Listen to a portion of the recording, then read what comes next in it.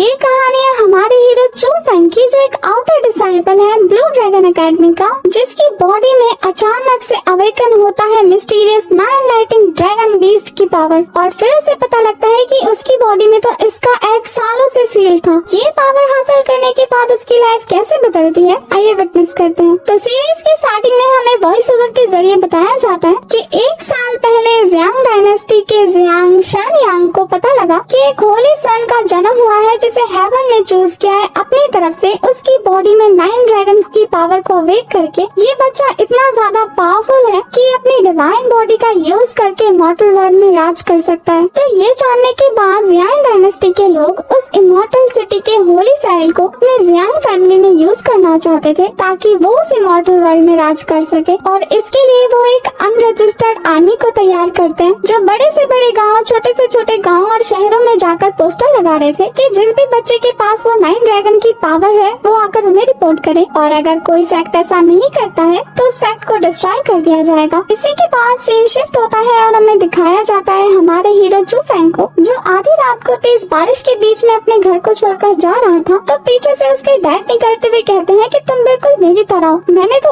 और भी बारिश के तेज होने का इंतजार किया था ताकि किसी को पता न लगे। पर ये सुनने के बाद वो नाराज होते हुए कहता है कि मैं ये डिजर्व नहीं करता कि मैं आपके जैसा कहलाऊं। तो उसके फादर कहते हैं कि जाने से पहले मुझे बाय तो बोल देते। तो इस पे उसका कहना था कि अगर मैं बाय बोलकर जाता तो क्या आप मुझे जाने देते। तो उसके फादर उसकी फिक्र करते हुए कहते हैं कि वैसे तो वो शोंगलोंग सिटी 2nd क्लास का सेक्ट है, अब जब तुम वहाँ पर एंट्रेंस टेस्ट देने ही जा रहे हो तो मैं बता दूं तुम अपनी पावर और कल्टीवेशन की बेस पर वहाँ पर एंट्री नहीं ले सकते क्योंकि तुम काफी ज्यादा वीक हो। पर फिर भी परेशान मत होना, अगर तुम फेल हो जाओ तो यहाँ वापस आ जाना, मैं तुम्हारी जॉब लगवा दूंगा। और ये बोलते हुए वो फैंग को एक घोड़ा दे देते हैं ताकि उसे सफर में कोई दिक्कत ना हो। चू फैंग अपने फादर को अपनी केयर और फिक्र करते देखकर थोड़ा सा इमोशनल हो जाता है, पर फिर वो जाते हुए वहाँ से अपने फादर को कह के जाता है कि मैं खुद को प्रूव जरूर करूंगा, यहाँ वापस कभी नहीं आने वाला। उस तेज तूफान आंधी बारिश में चू फैंग के लिए अपने घोड़े के साथ सफर कंटिन्यू करना बहुत ज्यादा मुश्किल हो जाता है। चू फैंग की बॉडी में लाइटनिंग होने लगती है जिसकी वजह से अट्रैक्ट होकर उसके ऊपर थंडर अटैक हो जाता है, और इस वजह से वो अपने घोड़े से भी गिर गया था। अचानक से उसकी बॉडी से लाइट ग्लो करने लगती है जिसकी वजह से उसे काफी तकलीफ हो रही थी, और उस पावर की वजह से वहाँ पर एक ब्लास्ट होता है और वो बेहोश हो गया था। जहाँ अनकॉन्शियस होने के बाद उसे कुछ पास्ट की बातें याद आती हैं कि कैसे कमजोर होने की वजह से लोग उसे बुली करते हैं, और जब उन्हें पता लग रहा था कि वो किंग लॉन्ग सेक्ट में आने वाला है तो उन्होंने उसे बुरी तरीके से घायल कर दिया था। इसके बाद एक झटके में उसकी आँख खुलती है और उसके सामने एक ड्रैगन था, और पलक झपकते ही वो दोबारा बेहोश हो जाता है। इसके बाद सुबह होते ही हमें किंग लॉन्ग सिटी का सीन दिखाया जाता है जहाँ एंट्रेंस एग्जाम के लिए काफी सारे बच्चों का नाम रजिस्टर किया जा रहा था। वहाँ चू फैंग भी पहुँच जाता है दौड़ते हाफते। उसे देखने के बाद तो वो दोनों लड़के चौंक जाते हैं क्योंकि उन्होंने उसे पीटा था। तो फैंग उन्हें देखकर कहता है कि अगर तुम चाहते थे कि मैं यहाँ ना हो तो तुम्हें मेरी टांगें तोड़ देनी चाहिए थी, लड़ाई करने से या मुझे घायल करने से कुछ ज्यादा फर्क नहीं पड़ा। तभी चैंग नाम का लड़का उसे परेशान करते हुए कहता है कि तुम अपनी ट्रेश जैसी बॉडी लेकर यहाँ मार्शल आर्ट की प्रैक्टिस करने आए हो, तुम्हें क्या लगता है कि तुम्हारी कल्टीवेशन जितनी है तुम यहाँ एंटर कर सकते हो। तो ये सुनने के बाद चू फैंग कहता है कि आपको यहाँ रजिस्ट्रेशन के लिए बिठाया गया है, न कि सवाल जवाब करने के लिए। पर वो वहाँ से गुस्से में जाते हुए कहता है कि तो क्या हो अगर मैं रजिस्ट्रेशन ना करूँ तुम्हारा। इस बात पे तो चू फैंग उसे पकड़ने जा रहा था, पर उसका दूसरा वाला पर्सन उसे नीचे गिराकर उसके ऊपर पैर रख के कहता है कि तुम्हारी जैसी कल्टीवेशन और स्पिरिचुअल बॉडी है, तुम इसके साथ मुझसे टक्कर ले रहे हो। चैंग उसे रोकते हुए कहता है कि यहाँ लड़ाई मत करो, किंग लॉन्ग सेक्ट में वायलेंस करना मना है। वैसे लड़ाई की भनक लगते ही वहाँ पर एंट्री हो जाती है उनकी सीनियर सिस्टर सू की, जो आते ही उन्हें डांटते हुए यही कह रही थी कि तुम यहाँ एंट्री करवा रहे हो बच्चों की या फिर उन्हें बुली कर रहे हो। तो ये देखने के बाद चैंग उनसे माफी मांगने लगता है कि उनका इरादा रूल तोड़ने का नहीं था, असल में हमारी फैमिली का यूजलेस लड़का है जो इस मार्शल आर्ट के लिए सूटेबल नहीं है। तो ये सुनने के बाद सीनियर सिस्टर सू कहती है कि तुम्हारा काम जो है उसे कंप्लीट करो, इन जैसे लोगों के लिए मार्शल आर्ट सूटेबल है या नहीं ये हम डिसाइड करेंगे। ये बोलने के बाद वो उसे एंट्री देने को कहकर चली जाती है, तो चैंग को ना चाहते हुए भी फैंग को एंट्री देनी पड़ती है। इसके बाद एल्डर्स की टीम को दिखाया जाता है जो इस एंट्री एग्जाम को कंडेंस करने वाले थे। काफी बच्चे आते हैं वहाँ इस एंट्री टेस्ट के लिए। जो अनाउंसमेंट करा था उसे देखने के बाद बच्चे कह रहे थे कि ये चीफ को डिसाइपल है गोंग लियून, जो कि काफी ज्यादा हैंडसम है, और ये यंग मास्टर है शुयर सिटी का, ये बहुत ज्यादा पावरफुल भी है। बच्चों को इसके बारे में बात करते हुए फैंग भी सुनता है। इसके बाद सीनियर गोंग अनाउंसमेंट करते हैं कि सारे बच्चों को टेस्ट के लिए सामने वाली केव में जाना है और सनसेट से पहले इस केव से बाहर आना है। जो भी ये टास्क कंप्लीट कर लेगा वो ऑफिशियली किंग लॉन्ग सेक्ट का इनर डिसाइपल बन जाएगा। ये जानने के बाद स्टूडेंट काफी ज्यादा खुश हो रहे थे। तभी सीनियर गॉन्ग अनाउंसमेंट करते हैं कि बच्चों में एक्साइटमेंट बढ़ाने के लिए एल्डर्स ने प्लान किया है कि उन्हें 3 गिफ्ट्स दिए जाएंगे जो कि अंदर केव में ही मौजूद है, और जो उन गिफ्ट्स को हासिल कर लेगा वो किंग लॉन्गसेट का चीफ कोर स्टूडेंट बन जाएगा। ये सुन के तो बच्चे और ज्यादा एक्साइटेड हो जाते हैं। जहाँ सीनियर गॉन्ग कह रहे थे कि ये गिफ्ट्स उन्हें केव के अंदर ही मिलेगा, जिसमें पहला तो हेवनली एलेक्सर है और दूसरा एक सीक्रेट टेक्निक है जिन्होंने किंग लॉन्गसेट को खोजा था। ये टेक्निक उन मास्टर ने खुद लिखी थी। तो ये सुनने के बाद तो फैंग की भी आंखें चमक जाती हैं। टेस्ट स्टार्ट होने के बाद सारे डिसाइबल केव के अंदर चले जाते हैं, जहाँ अंदर जाने के बाद सबको पता लगता है कि इसका एग्जिट गेट तो कहीं पे मौजूद ही नहीं है। असल में चारों तरफ से ये केव बंद हो रखी है। सभी स्टूडेंट को वो गिफ्ट चाहिए था, इसलिए वो उसके लिए रास्ता ढूंढने लगते हैं। वहीं दूसरी तरफ चू फैंग को एक फीमेल वॉइस में आवाज सुनाई देती है कि लेफ्ट जाओ, राइट जाओ। तो वो यही सोच के चौंक हो रहा था कि कौन उसे इंस्ट्रक्शन दे रहा है। तो वो वॉइस चिढ़ते हुए कहती है, स्टूपिड, मैं कितनी देर से तुम्हें इधर उधर जाने को कह रही हूँ, तो मेरी क्यों नहीं सुन रहे हो? मैं तुम्हें नुकसान नहीं पहुँचाना चाहती, इसलिए मेरे इंस्ट्रक्शन को फॉलो करो। और फिर जैसे जैसे वो वॉइस बताती है लेफ्ट जाना है, राइट जाना है, हमारा चू फैंग वैसे ही जा रहा था और उसे कहीं भी ब्लॉकिंग का सामना नहीं करना पड़ता। जैसे ही वो उस प्लेस में पहुंच गया था, बाहर उस मास्क मैन को पता लग जाता है कि अंदर बैठे किसी स्टूडेंट में से कोई एक अपनी मेंटल पावर का यूज कर रहा है। दूसरी तरफ फैंग उस वॉइस के इंस्ट्रक्शन को फॉलो करते हुए एक हॉल में पहुंच जाता है, जहां उसे बॉक्स के ऊपर वो गिफ्ट्स रखे हुए दिख जाते हैं। वो जैसे ही उन गिफ्ट्स तक पहुंचता है, एक गोरिल्ला बीस्ट उसके सामने आ गया था, जो देखने में काफी ज्यादा खतरनाक लगता है। वो तो फैंग को ऐसे घूरा था जैसे आंखों से खा जाएगा। फैंग तो एक बीस्ट को देखकर घबरा रहा था, और ऐसे तो वहाँ बहुत सारे बीस्ट आ जाते हैं जो चारों तरफ से उसे घेर लेते हैं। और ये देखकर वो घबराते हुए सोच रहा था कि अब उसे क्या करना चाहिए, क्योंकि ये बीस्ट तो गिनती में भी नहीं आ रहे हैं। उनमें से एक उस पर पंच करने के लिए आगे बढ़ता है, जिसको उसने डॉच कर लिया था, और अब तो लिन के ऊपर वो मुक्कों की बरसात कर देता है। लिन बहुत मुश्किल से उसके अटैक्स को डॉच कर रहा था, और वो सारे बीस्ट तो उसको उठा उठा के पटक रहे थे। कोई इस पे पंचेस की बरसात करता है। ये सारी आवाजें सुनने के बाद एल्डर कह रहे थे कि लगता है वो सारे बीस्ट अपीयर हो गए, कम से कम 40 होंगे। तो ये सुनने के बाद सिस्टर सू कहती है कि ये बहुत ज्यादा नहीं है। तो एल्डर गॉन्ग की तरफ देखते हुए कहते हैं कि अगर मैं 3 साल पहले के एग्जाम को देखूं तो एक बच्चे ने 30 बीस्ट को मारा था, उसके मुकाबले तो ये टेस्ट काफी ज्यादा इजी है। अगर इनमें से कोई भी इसे पास नहीं कर पाया तो किसी को भी हायर करने की जरूरत नहीं है। दूसरी तरफ चू फैंग को दिखाया जाता है, जिसे तो बीस्ट ने दबोच कर पंचेस मार मार के उसका मुंह सुझा दिया था, और इस तरीके से मार खाने की वजह से फैंग को पास्ट की बातें याद आने लगती हैं, और वो उस बीस्ट के अटैक को अपने हाथों से रोक लेता है। यहाँ वो काफी ज्यादा गुस्से में नजर आ रहा था, जिसकी वजह से उसकी बॉडी की पावर अवेक हो जाती है, और वो अपने फादर को याद करते हुए कहता है कि मैंने अपना रास्ता खुद चुना है, मैं चू युआन का बेटा हूँ, और मैं तुम जैसे बीस्ट के हाथों से तो बिल्कुल नहीं मरने वाला। चू फैंग की सारी हरकतें बाहर से वो मास्क मैन नोटिस कर रहा था, क्योंकि उसे फील हो रहा था कि अंदर कोई अपनी पावर का यूज कर रहा है। इधर फैंग अपने थंडर पावर को रिलीज करते हुए उस गोरिल्ला बीस्ट को किक करके दूर कर देता है, जिसकी वजह से वो काफी गुस्से में फैंग पर अटैक करने आगे बढ़ रहा था। फैंग भी अपने ऑरा को रिलीज करते हुए उस पे एक पंच देने आता है, और ये पंच इतना ज्यादा पावरफुल था कि वो बीस्ट चारों खाने चित हो गया था, और अब लिन उसके कमर की हड्डी को तोड़ते हुए उसके गर्दन को मरोड़ देता है। जिसे फैंग ने मारा था वो बीस्ट किंग था, तो सारे बीस्ट ये देखकर डरकर पीछे होने लगते हैं। फैंग तो देखने से भी काफी ज्यादा खतरनाक लग रहा था। बाहर से उस मास्क मैन को पता लग जाता है, और वो बाकी सारे एल्डर्स को भी इशारा कर चुका था। इधर जब बाकी बच्चे वहाँ पहुँचकर ऐसी हालत देखते हैं उस बीस्ट की, तो उन्हें यकीन नहीं होता कि ये फैंग ने किया है। और फिर फैंग जब जाकर अपने गिफ्ट्स को दिखाता है, तो सब लोग ये मान चुके थे कि अब वो इनर डिसाइपल बन चुका है। फैंग के इतना अच्छा काम करने के बावजूद भी एल्डर उसकी तारीफ नहीं कर रहे थे। यहाँ सिस्टर सू को पता लग जाता है कि ये कमजोर बच्चा कमजोर नहीं है। इधर एल्डर अभी भी गॉन्ग की तारीफ पे तारीफ किए जा रहे थे कि वो आने वाले स्टूडेंट के लिए मुश्किलें खड़ी करता जा रहा है, क्योंकि आगे आने वाले स्टूडेंट को इनर टेस्ट में दिक्कत होगी। उसने तो हाई वैल्यू सेट किया ना। गॉन्ग शियानयू सिटी का यंग मास्टर था, तो आने वाले टाइम में वो सिटी उसके हवाले होने वाली थी, तो इस वजह से एल्डर उसे मक्खन मार रहे थे। और ये चीज सिस्टर सू को पता लग जाती है, तो वो एल्डर को डांटते हुए कहती है कि हमारे सेट में सिर्फ एक गॉन्ग ही नहीं है जिसके पास इतनी सारी पावर है, और भी काफी सारे स्टूडेंट हैं जो 5th लेवल पर हैं। अब इतना सुनने के बाद एल्डर की बोलती बंद हो जाती है। दूसरी तरफ फैंग अपने रूम में बैठकर आराम से कल्टीवेशन कर रहा था, जहाँ उसे पता लगता है कि वो ब्रेक थ्रू कर चुका है, और वो ब्रेक थ्रू करके लिंग वू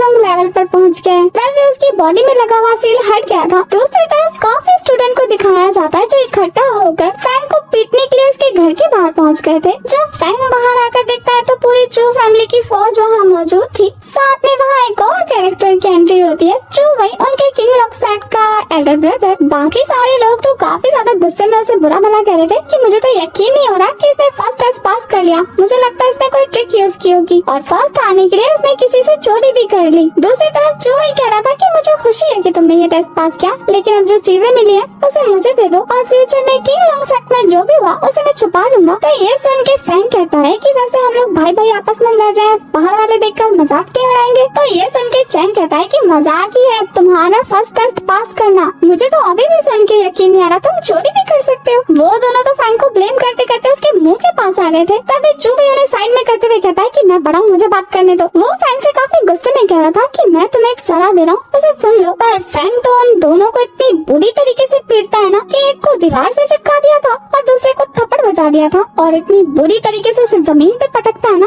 बेचारा चूही भी डर जाता है। किसी को यकीन नहीं होता और फिर उनमें से एक लड़की बता दी है कि ये 3rd लेवल पर है। ये सुनने के बाद तो ब्रदर चूही की सिट्टी पिट्टी गुल हो जाती है और फैंग काफी गुस्से में घूरते हुए पूछ रहा था कि चूही भैया क्या कह रहे थे आप, मुझे क्या सलाह माननी चाहिए। तो ये सुनने के बाद तो वो भीगी बिल्ली बनते हुए कहते हैं कि मैं तो तुम्हें कह रहा था कि तुम्हें किसी और की बातें नहीं सुननी चाहिए, ऐसे छोटे मोटे मामलों में तो बिल्कुल नहीं पड़ना चाहिए। हम सभी चू फैमिली के मेंबर हैं, हम सभी भाई हैं, हमें ऐसे परेशान नहीं करना चाहिए एक दूसरे को, वरना बाहर के लोग देखेंगे तो हमारा मजाक उड़ाएंगे। और ये बोल के वहाँ से जाने लगता है। कैसे गिरगिट की तरह रंग बदला इसमें। सारे लोग अपने अपने बोरे को उठाते हैं और वहाँ से निकल लेते हैं। इसके बाद रात का सीन दिखाया जाता है जहाँ चू फैंग फिर से रात को कल्टीवेशन कर रहा था, जहाँ उसकी बॉडी से काफी खतरनाक ऑरा निकलता है। अभी तो उसे ड्रैगन की थोड़ी थोड़ी झलक भी दिखती है पर उसे समझ नहीं आता कि ऐसा क्यों हो रहा है।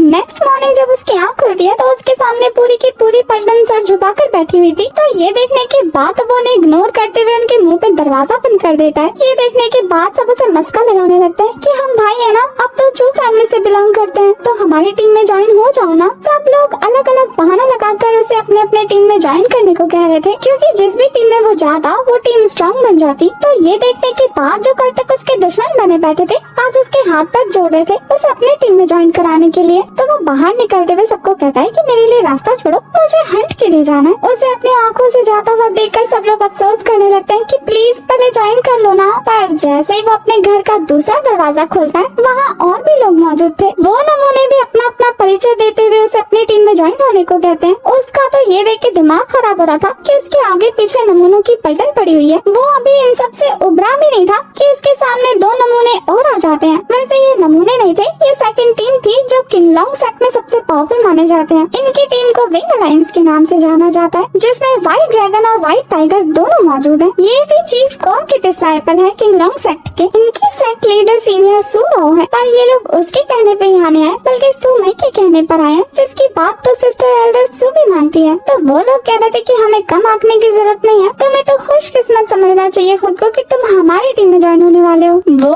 लोग तो चू फैंग को इतने अच्छे से चेक कर रहे थे कि आखिर सू मई ने इसमें देखा क्या जो इसे अपने सेट में ज्वाइन करने को कह रही थी। पर चलो कोई बात नहीं, ये 5th लेवल का मार्शल आर्टिस्ट है तो इसे रख लेते हैं। वो तो उसे कह रहे थे कि तुम बहुत लकी हो वरना विंग अलायंस में ज्वाइन होना बहुत ज्यादा डिफिकल्ट है। वो तो उसके कान के नीचे बजाते हुए आगे बढ़ते हुए कहता है कि मुझे कोई इंटरेस्ट नहीं है, चाहे वो सू मोया हो या सिस्टर सू। वैसे चू फैंग के इस रवैये की उन्हें उम्मीद नहीं थी तो उनका तो दिमाग खराब हो जाता है ये देखने के बाद कि कोई उन्हें भी इग्नोर कर सकता है। यहाँ गाँव को एक स्टूडेंट बता रहा था कि उसने तो विंग अलायंस के लोगों को भी मना कर दिया। तो ये जानने के बाद गाँव कहता है कि लगता है ये सच में थोड़ा डिफरेंट है। दूसरी तरफ स्टूडेंट को दिखाया जाता है जो एलेक्सा हंट करने के लिए आ रहे थे। वो बताते हैं कि किंग लॉन्गसेट का ये सबसे फेमस माउंटेन है जहाँ ऐसे ऐसे हब मिलते हैं जिनमें बहुत सारी स्पिरिचुअल एनर्जी मौजूद होती है। इधर आने के बाद सिस्टर सू सबको बता रही थी कि ये साल में एक बार खुलता है नए स्टूडेंट्स के लिए ताकि वो अपनी पावर को इंक्रीज करने के लिए यहाँ से स्पिरिचुअल हर्ब कलेक्ट कर सके। पर ये माउंटेन जितना खजाने से भरा है उतना ही खतरों से भी भरा है। तो अगर वो अंदर जाना चाहते हैं तो अपने रिस्क पे जाना होगा क्योंकि वो जाएंगे तो जिंदा लेकिन हो सकता है मर भी जाए क्योंकि अंदर एक फॉरबिडन एरिया है जो फॉग से घिरा हुआ है। वहाँ जाने वाला आज तक कोई भी जिंदा नहीं आया तो उन्हें चौकन्ना रहने को कहती है और ये बोलकर वो सबको अंदर जाने को कहती है। जहाँ मौका मिलने पर सारे के सारे बच्चे दौड़ लेते हैं। अंदर पहुँचने के बाद सबको घना जंगल दिखता है और सब लोग अपने अपने हाथ्स को कलेक्ट करने के लिए यहाँ वहाँ दौड़ने लगते हैं। इधर फ्रैंक भी उन सभी स्टूडेंट के पीछे पीछे दौड़ने जा रहा था। तभी उसके अंदर से आवाज आती है कि अगर तुम भी इन बेवकूफों के पीछे दौड़ोगे तो जैकपॉट नहीं मिल पाएगा। तो ये सुन के फ्रैंक कहता है कि तो क्या मैं बेवकूफों की तरह यहीं खड़े रहूं? तो उसके अंदर से आवाज आती है कि तुम्हें लगता है कि मैं तुम्हें बेवकूफ बनाऊंगी? वैसे मैंने तुम्हें सारी रात इग्नोर किया, मुझे समझ नहीं आता कि मैं तुमसे क्या बोलूं। तो फ्रैंक कहता है कि जैसे अभी बोल रही हो वैसे ही तब बोल लेना चाहिए था। तो वो उसे कहती है कि ठीक है बता दूंगी, वैसे भी मेरे पास इतना फालतू टाइम नहीं है, मुझे जल्दी जल्दी तुम्हें बताना होगा, इसलिए जो पूछना है जल्दी पूछो। तो फ्रैंक कह रहा था कि तुमने मना किया ना भीड़ के पीछे जाने से, तो अब बताओ बेस्ट एलेक्सर कहाँ मिलेगा? तो ये सुनने के बाद वो वॉइस कहती है कि तुम्हें जहाँ रिस्क दिखेगा वही वेल्थ दिखेगी। पर फ्रैंक काफी कंफ्यूज होते हुए कहता है कि सिस्टर सो ने तो मना किया था ना। तो वो वॉइस उसे कहती है कि तुम क्यों डर रहे हो, तुम थोड़ी ना ऑर्डिनरी पर्सन हो, तुम्हें तो रिस्क लेना चाहिए। तो ये सुन के फ्रैंक रेडी हो जाता है कि चलो ट्राई करके देख ही लेते हैं। दूर से हमें एक लड़की को दिखाया जाता है जो फ्रैंक पे नजर रखती थी। ये लड़की तो उसे गेट के बाहर भी गुस्से में घूर रही थी। फ्रैंक को अकेले में बड़बड़ाते देखकर वो सोच रही थी कि क्या बड़बड़ा रहा है, इतना ज्यादा मिस्टीरियस है, इसका पीछा करना पड़ेगा, क्योंकि सिस्टर सो ने तो उस फॉग वाली जगह पे जाने से मना किया था।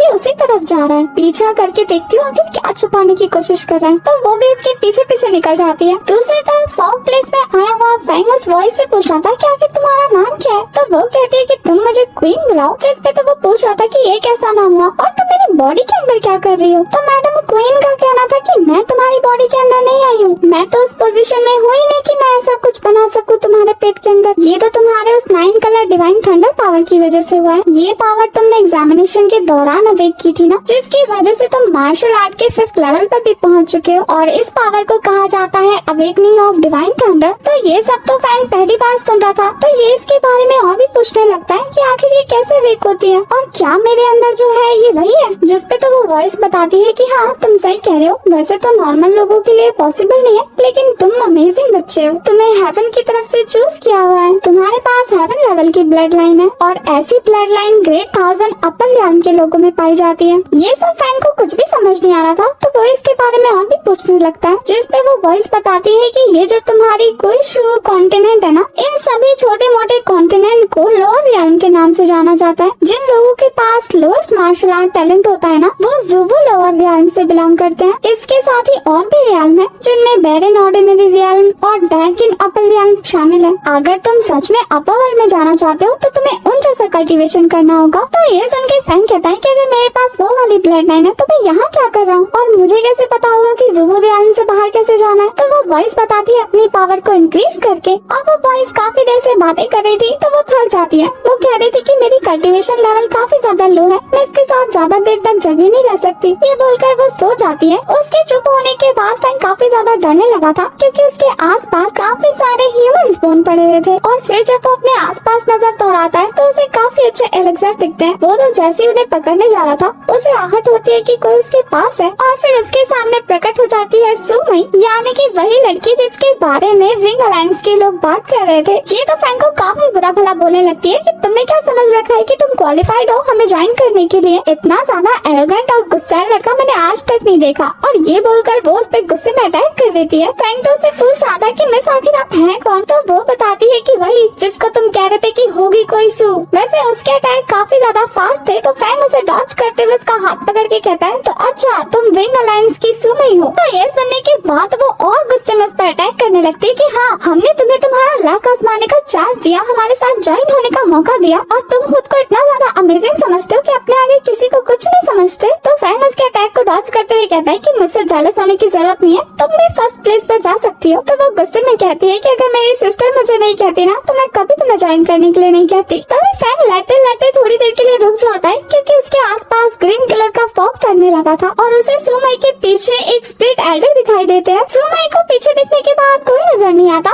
तो उसे लगता है कि फ्रैंक उसे उल्लू बना रहा है। इधर वो एल्डर भी कह रहे थे कि सिर्फ तुम मुझे देख सकते हो, इसलिए ऐसा प्रिटेंड करो जैसे कि मैं भूत हूँ। तभी वो फॉग धीरे धीरे और ज्यादा पावरफुल होने लगती है। सुमई तो उसमें फंस कर ऊपर उठने लगी थी। ये देखकर फ्रैंक उसकी हेल्प के लिए आगे बढ़ता है तो उसे भी वो फॉग घेरने लगता है। इधर वो एल्डर ये देख के काफी खुश होते हैं कि ये लड़की उस पर अटैक कर रही थी, लेकिन ये फिर भी उसे बचाना चाहता है। इधर तभी फ्रैंक की बॉडी से वो थंडर पावर रिलीज होती है और वो दोनों के दोनों आजाद हो गए थे। वैसे उस पॉइजन से रिलीज होते हुए वहाँ काफी बड़ा ब्लास्ट हुआ था, जो देखकर मास्टर काफी ज्यादा शॉक रह गए थे। पर अचानक से इतनी ज्यादा पावर यूज करने की वजह से वो दोनों बेहोश हो जाते हैं। इधर फिर मास्टर काफी खुश होते हुए फैंग की बॉडी को टेस्ट करते हुए बहुत सारे एलेक्सर को इकट्ठा करते हुए उसकी पावर को उसके अंदर डाल देते हैं, ये कहते हुए कि मैं हजारों सालों से वेट कर रहा हूँ एक ऐसे अच्छे टैलेंट के लिए और आज फाइनली वो मुझे मिल गया और लगता है ये मुझे नीचे नहीं जाने देगा। वैसे इन सभी कीमती एलेक्सर की वजह से ही मास्टर ने इस जगह को प्रोटेक्ट करने के लिए फॉग फैला रखा था। अब वो सारे के सारे स्पिरिचुअल ट्रेजर फैंग पे यूज करने के बाद वो उस जगह को साफ कर देते हैं। दूसरी तरफ शाम हो गई थी और वो दोनों अभी भी बेहोश थे, जबकि सारे स्टूडेंट अपना अपना सामान लेकर वापस आ जाते हैं। सारे स्टूडेंट को बहुत कुछ मिला था तो वो काफी खुश थे। इधर सिस्टर सू उन दोनों का वेट कर रही थी। इधर फैंग की आँख खुलने पर उसे काफी अलग एहसास हो रहा था और जब वो अपने हाथ की पावर को रिलीज होते हुए देखता है तो उसे यकीन नहीं होता। दूसरी तरफ सिस्टर सू को वेट करते करते रात हो जाती है और यहाँ फैंग सुमे को अपनी गोद में लेकर वापस आता है। सिस्टर सू ये देखकर उससे पूछ रही थी आखिर इसे क्या हुआ, तो फैंग उसे सारी कहानी बताता है और पूछ रहा था कि क्या मुझसे पहले भी वहाँ कोई गए थे। तो सिस्टर सू बताती है कि काफी सारे स्टूडेंट और बहुत सारे मास्टर वहाँ कल्टीवेशन करने जाते रहते हैं। तो फैंग पूछता है कि क्या आकर उन्होंने कभी कुछ बताया,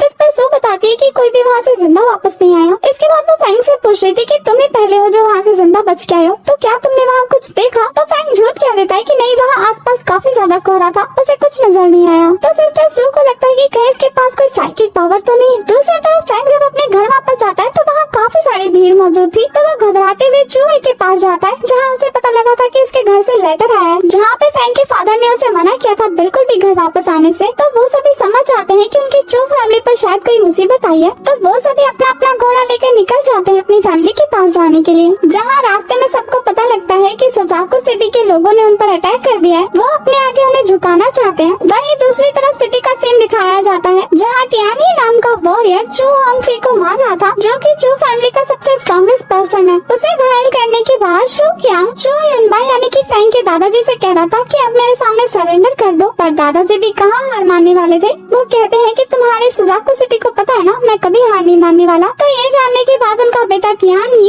होंगफी की गर्दन तोड़कर उसे मार डालता है। ये देखकर तो एल्डर काफी ज्यादा गुस्सा होते हैं और यहाँ फैंग के फादर अपने फादर से रिक्वेस्ट कर रहे थे कि वो फाइट करने जाना चाहते हैं, पर दादाजी मना कर रहे थे कि ये टियानी रिचुअल मार्शल आर्ट के 7th लेवल पर है, पर तुम तो लिंगवू के 5th लेवल पर हो, तुम इससे मुकाबला नहीं कर सकते। पर डैड फिर भी फाइट करना चाहते थे क्योंकि वो चू फैमिली की इज्जत को ऐसे दांव पे नहीं लगने दे सकते। और यहाँ टियानी के फादर कहते हैं कि इसे जान से मार दो। जैसे ही वो दोनों एक दूसरे पर अटैक करने जा रहे थे तभी वहाँ फैंग आकर उसे इतनी जोरदार किक मारता है ना कि वो काफी दूर जाकर गिरता है। यहाँ फैंग कह रहा था कि मेरे होते हुए मेरी फैमिली को मारोगे। वैसे चू फैंग को इतना पावरफुल देखने के बाद तो सबका मुंह खुला का खुला रह जाता है। उन्हें यकीन नहीं हो रहा था कि क्या ये वही कमजोर लड़का है। वो तो अपने फादर से परमिशन ले रहा था कि मैं स्ट्रॉन्ग हो गया हूँ तो मैं उनके बदले फाइट कर सकता हूँ, पर यहाँ फैंग के फादर भी उसे रोकते हुए कहते हैं कि तुम इसे जीत नहीं सकते। पर वो कहता है कि ये मार्शल आर्ट के 7th लेवल पर है ना, तो क्या हुआ। और ये बोलकर वो अपनी पावर रिलीज करने लगता है। उसकी पावर देखने के बाद सबको पता लग गया था कि हमारा फैंग 5th लेवल पर है और सामने वाला ओपोनेंट 7th लेवल पर। तो उन्हें समझ नहीं आता कि कौन जीतेगा। पर फैंग का ऑरा देखने के बाद कुछ लोगों को लग रहा था कि ये 5th लेवल पर नहीं है बल्कि उससे ज्यादा पर है। इधर टियानी जैसे अपने ऑरा को रिलीज करते हुए फैंग पे अटैक करने जाता है, वो उसके अटैक को डॉज करते हुए उसे पीछे से आके इतने जोर का मुक्का मारता है ना कि वो अरीना को तोड़ते हुए उसके अंदर गिर गया था। सब लोग ये देख के काफी ज्यादा हैरान होते हैं कि इसने एक ही अटैक में से नॉकआउट कर दिया। दूसरी तरफ क्या गुस्सा कर रहा था कि तुम्हारी हिम्मत कैसे है मेरे बेटे को मारने की। वैसे ये लोग शुआनबू सिटी से बिलोंग करते हैं, सुजाकू सिटी तो फैंग की है। यहाँ कियांग भी उस पर अटैक करने के लिए आगे बढ़ रहा था, पर फैंग उसे भी एक किक मार के पत्थर से चिपका देता है। ये नजारा देखने के बाद तो सब लोग हैरान थे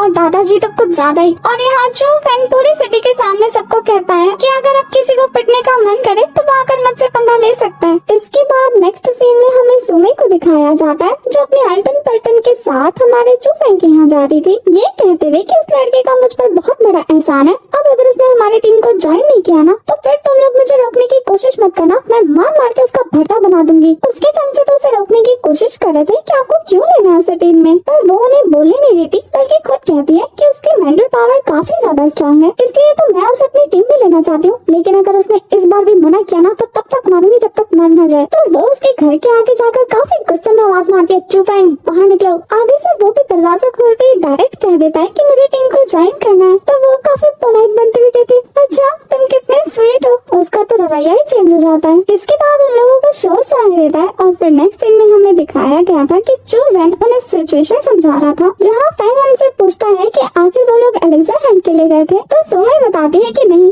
एलेक्सर हंट के अलावा भी किंगलोंग सेक्ट में स्टूडेंट को कुछ टास्क दिए जाते हैं, जिसकी दो सबसे बड़ी वजह है। पहला, किंगलोंग सेक्ट इससे काफी ज्यादा फेमस हो जाता है और दूसरा, बच्चे से बहुत सारे पैसे कमा लेते हैं। और इसका एक और फायदा ये भी है कि बच्चे इससे स्ट्रॉन्ग भी हो जाते हैं। तो इसके आगे की कहानी चू जेन बताता है कि उनकी चू फैमिली के कुछ मेंबर, जिनमें चूहे भी शामिल था, वो सभी टास्क लेने के लिए गए थे, लेकिन यहाँ का फेमस गैंगस्टर उन्हें ऐसा करने नहीं देता, बल्कि उनकी लड़ाई में उसने उसके पैर तोड़ दिए थे। ये फेमस गैंगस्टर और कोई नहीं, लियो नाम का एक लड़का है जो एल्डर शिंग का पोता है। न केवल उसने चूहे के पैर तोड़े, बल्कि उसने उसके मेरिडियंस खराब कर दिए, जिससे आगे वो फ्यूचर में कभी कल्टीवेशन नहीं कर सकता। तो चू फैंग इस तरह की जिंदगी को एक्सपीरियंस कर चुका है, तो ये सुनने के बाद उसे काफी ज्यादा गुस्सा आ रहा था। पर यहाँ व्हाइट टाइगर और व्हाइट ड्रैगन बताते हैं कि लियो सच में काफी ज्यादा एरोगेंट है। अपने दादा की पावर की वजह से सब लोग उससे यहाँ डरते हैं। ऐसा नहीं है कि वो पावरफुल है, असल में कोई मुसीबत में नहीं पड़ना चाहता ना। वैसे यहाँ जेन काफी ज्यादा डरा हुआ था,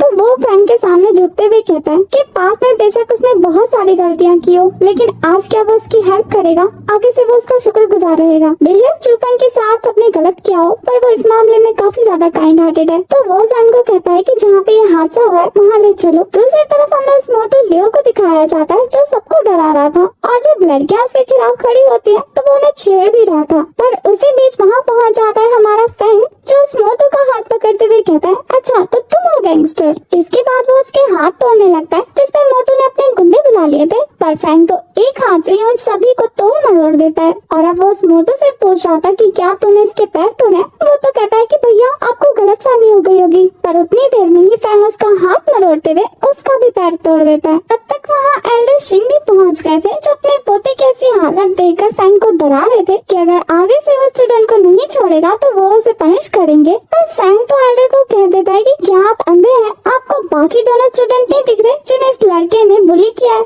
यहाँ तक कि उनके मेरिडियंस भी डिस्ट्रॉय कर दिए। तो ये सुनने के बाद एल्डर कहते हैं कि कोई बात नहीं, वो उनका क्योर कर देंगे, कंपनसेशन दे देंगे। और अब तो सही हो गया, आखिर ये यूजलेस है तो अब इसका एकेडमी में कोई काम नहीं है, उनके कपड़े और खाने का पैसा बच गया। ये सुन के फैंग को इतना ज्यादा गुस्सा आ रहा था कि तुम्हारी जुबान इतनी ज्यादा खराब है, तुम्हें एल्डर किसने बना दिया, और अब जब आप एक्शन नहीं लेने वाले हैं तो मुझे कुछ करना पड़ेगा। ये बोलने के बाद वो पीके की पावर को रिलीज करते हुए उसे हिट करने वाला था, पर एल्डर शिंग उसे रोकते हुए पूछते हैं कि आखिर तुम क्या चाहते हो। दूसरी तरफ फैंग के अंदर से कोई भी मना कर रही थी कि जिन लोगों ने तुम्हें परेशान किया उनके लिए खुद मुसीबत क्यों मोल ले रहे हो, अभी तुम्हारी कल्टीवेशन इतनी नहीं है कि तुम किसी एल्डर से पंगा ले सको। पर फैंग तो उसके मेरिडियंस को तोड़ते हुए कहता है कि जो मेरे साथ हुआ और किसी ने मेरा सपोर्ट नहीं किया, मैं वैसा नहीं बनना चाहता। इधर लियो की हालत खराब हो जाती है और उसके ग्रैंडपा काफी ज्यादा गुस्सा हो गए थे। इधर सुमई अपने चमचों के साथ चली जाती है हेल्प बुलाने के लिए। दूसरी तरफ सीनियर गोंग को जब उनका सर्वेंट बताता है चू फैंग के इस पंगे के बारे में, तो वो ये जानकर और ज्यादा गुस्सा हो जाता है, क्योंकि पिछली बार चू फैंग ने उसकी फैमिली मेंबर्स के साथ फाइट की थी। अब तो इसका भी दिल कर रहा था कि चू फैंग को मार डाले। उधर दूसरी तरफ एल्डर शिंग तो पूरा का पूरा प्लान बना चुके थे चू फैंग को मारने का। वो तो उसे किसी सुनसान सी जगह पर ले जाकर टॉर्चर कर रहे थे। उनका कहना था कि इसने मेरे पौधे को इतना ज्यादा तकलीफ दिया है तो मैं इसे भी जिंदा नहीं छोड़ने वाला। पर इससे पहले कि एल्डर अपने मंसूबों को अंजाम दे पाते, वहाँ पर सीनियर सिस्टर सू आ जाती है। वैसे सिस्टर सू जितनी तेजी से उसके पास आई थी, वो ये देखकर काफी ज्यादा शॉक हो जाता है। सीनियर सिस्टर एल्डर शिंग को कह रही थी कि वो चू फैंग को जाने दे, पर एल्डर का कहना था कि तुम अपने डैड के बलबूते पे मुझे धमका नहीं सकती हो, मैं इसे मार के रहूंगा। और ये बोलते हुए एल्डर अपनी पावर रिलीज करने लगते हैं। इसके बाद तो जब हमारी सिस्टर सू अपनी पावर रिलीज करती है, ये देख के तो सबको काफी ज्यादा डर लग रहा था, क्योंकि इनकी पावर बहुत ज्यादा थी। सीनियर की पावर देखने के बाद एल्डर कह रहे थे कि जब तुम्हारी पावर इतनी ज्यादा हो चुकी है तो फिर तुम इस स्कूल में एक एल्डर के तौर पे क्यों हो। पर हमारी सिस्टर का कहना था कि इससे तुम्हारा कोई लेना देना नहीं है। तो अब एल्डर शिंग को ना चाहते हुए भी हार माननी पड़ती है, और सीनियर सिस्टर चू फैंग को लेके वहाँ से जाते हुए एल्डर को धमका दी थी कि आगे से इस फैमिली पे नजर मारने की जरूरत नहीं है, क्योंकि जिस स्वानवो सिटी के बल पे वो कूद रहे हैं ना, वो उसे छोड़ने में एक पल नहीं गवाएंगे। वापस जाते हुए सुमई के कहने पे हमारा चूफेंग फाइनली सिस्टर को थैंक यू बोल देता है।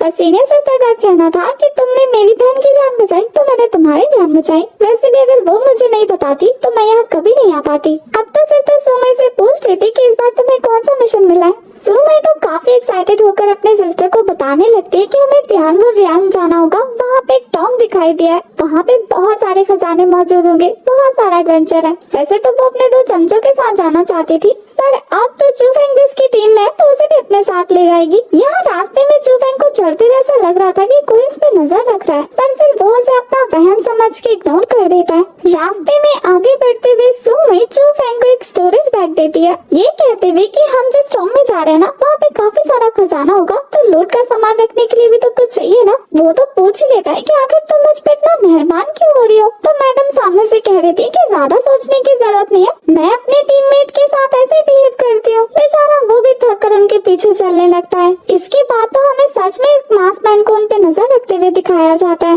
इसके बाद उन चारों को ध्यानपुर रियान जाने के सफर पे दिखाया जाता है, जहाँ रास्ते में भी चूफेंग को ऐसा लग रहा था कि कोई इस पे नजर रख रहा है, और वो मास्कमैन ये जान जाता है कि चूफेंग को पता लग गया है, और वो सोच रहा था कि इतनी कम एज में इस लड़के के पास कितनी पावरफुल मेंटल स्ट्रेंथ है। इसके बाद वो सभी फाइनली ध्यानपुर रियान पहुँच गए थे, जहाँ के टॉम के खंडरों को देखने के बाद वो लोग आपस में डिस्कस करने लगते हैं कि ये पहले सबसे पावरफुल मेजर सेक्ट हुआ करता था, जहाँ के स्टूडेंट के साथ फाइट करने के लिए लोगों की होड़ लगती थी, और अब देखो कितने पावरफुल लोगों का कब्रिस्तान बना बैठा है। यहाँ बातों बातों में व्हाइट टाइगर और व्हाइट ड्रैगन, आखिर उसके पास किस तरीके की मेंटल पावर है, ये सुनने के बाद चूफेंग कहता है कि मेरे पास कौन सी मेंटल पावर आ गई। पर सुमई उसे बताती है कि तुम्हारे पास सच में काफी पावरफुल मेंटल पावर है, जिसके साथ तुम पैदा होते हो। ये कोई ऐसी चीज नहीं है जिसे तुम प्रकृति से हासिल कर सकते हो, और मेंटल पावर होने के साथ अगर तुम मार्शल आर्ट प्रैक्टिस करते हो तो तुम और ज्यादा पावरफुल हो जाते हो। यहाँ वो सभी सीनियर गॉन्ग के बारे में भी बात करते हैं,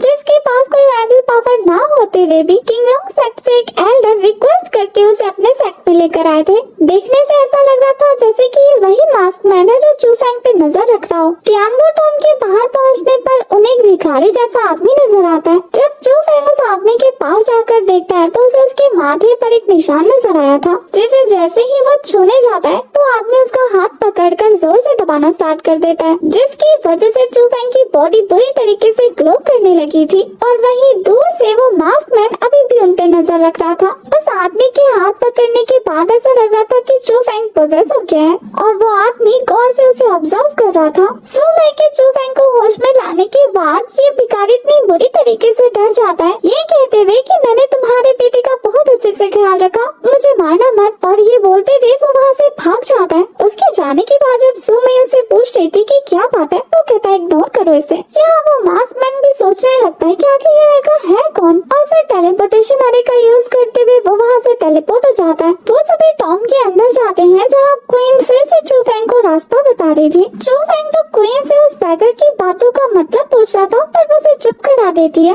इसके बाद जब वो फाइनली टॉम के अंदर पहुँचते हैं तो उन्हें पता लगता है कि पहले से ही कुछ लोग अंदर मौजूद हैं, और जब वो चेक करते हैं तो खजानों के पास उन सभी की लाशें नजर आती हैं। उन्हें तो लग रहा था कि हर कोई मर गया होगा, पर तभी अचानक से एक पर्सन को जागता देखकर वो सभी पूरी तरीके से डर जाते हैं। इस पर्सन का नाम जाओ था, जो जाओ के सिटी से है।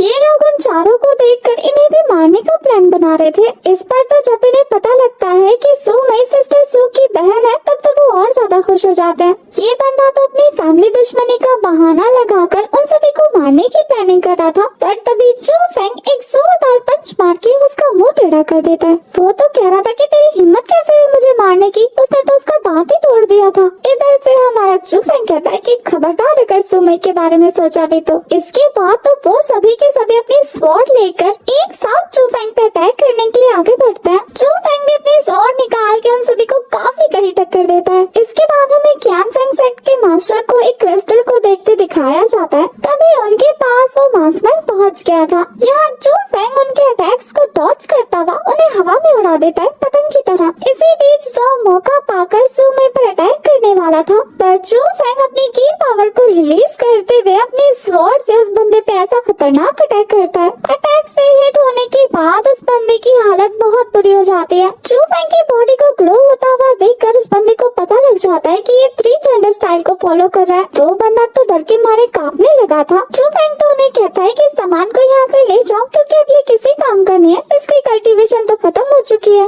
उनके वहाँ से जाने के बाद चू फेंग अपना स्टोरेज बैग निकाल कर सारे पिल्स को कलेक्ट करने लगता है। बाकी सारे खड़े थे तो वो कहता है कि अब क्या मुहूर्त निकालूं। वो सभी भी चू फेंग के डर के मारे अपना अपना स्टोरेज बैग निकाल कर सारी चीजें कलेक्ट करने लगते हैं। यहाँ व्हाइट टाइगर और ड्रैगन आपस में बात कर रहे थे कि अगर जाओ ने अपनी फैमिली मेंबर्स को जाकर बता दिया तो कहीं वो वहाँ पे अटैक न कर दे, क्योंकि उनके यहाँ के सबसे अच्छे स्टूडेंट की पूरी कल्टीवेशन डिस्ट्रॉय हो गई है। ये छोटी बात तो नहीं है। इस बात पे तो हमारा हीरो कहता है कि चाहे उनका कोई डिसाइबल ही क्यों ना हो, अगर उनके एल्डर ने भी सुमे को हर्ट करने की कोशिश की तो मैं उन्हें भी मार डालूंगा। ये सुनने के बाद तो सुमे शर्माने लगती है। वो सभी यहाँ से खजाना इकट्ठा करके जा रहे थे, पीछे से चू फेंग उनके निकलते दरवाजा बंद कर देता है, जिसपे सुमे को काफी ज्यादा गुस्सा आ रहा था। वो तो उन लोगों को किसी सेफ प्लेस पे जाने को कह रहा था क्योंकि वो बाद में आ जाएगा। यहाँ वो क्वीन से कहता है कि कुछ तो गड़बड़ है अंदर। तो क्वीन का कहना था कि हाँ, वैसे भी इतने सारे लोगों को मारने वाला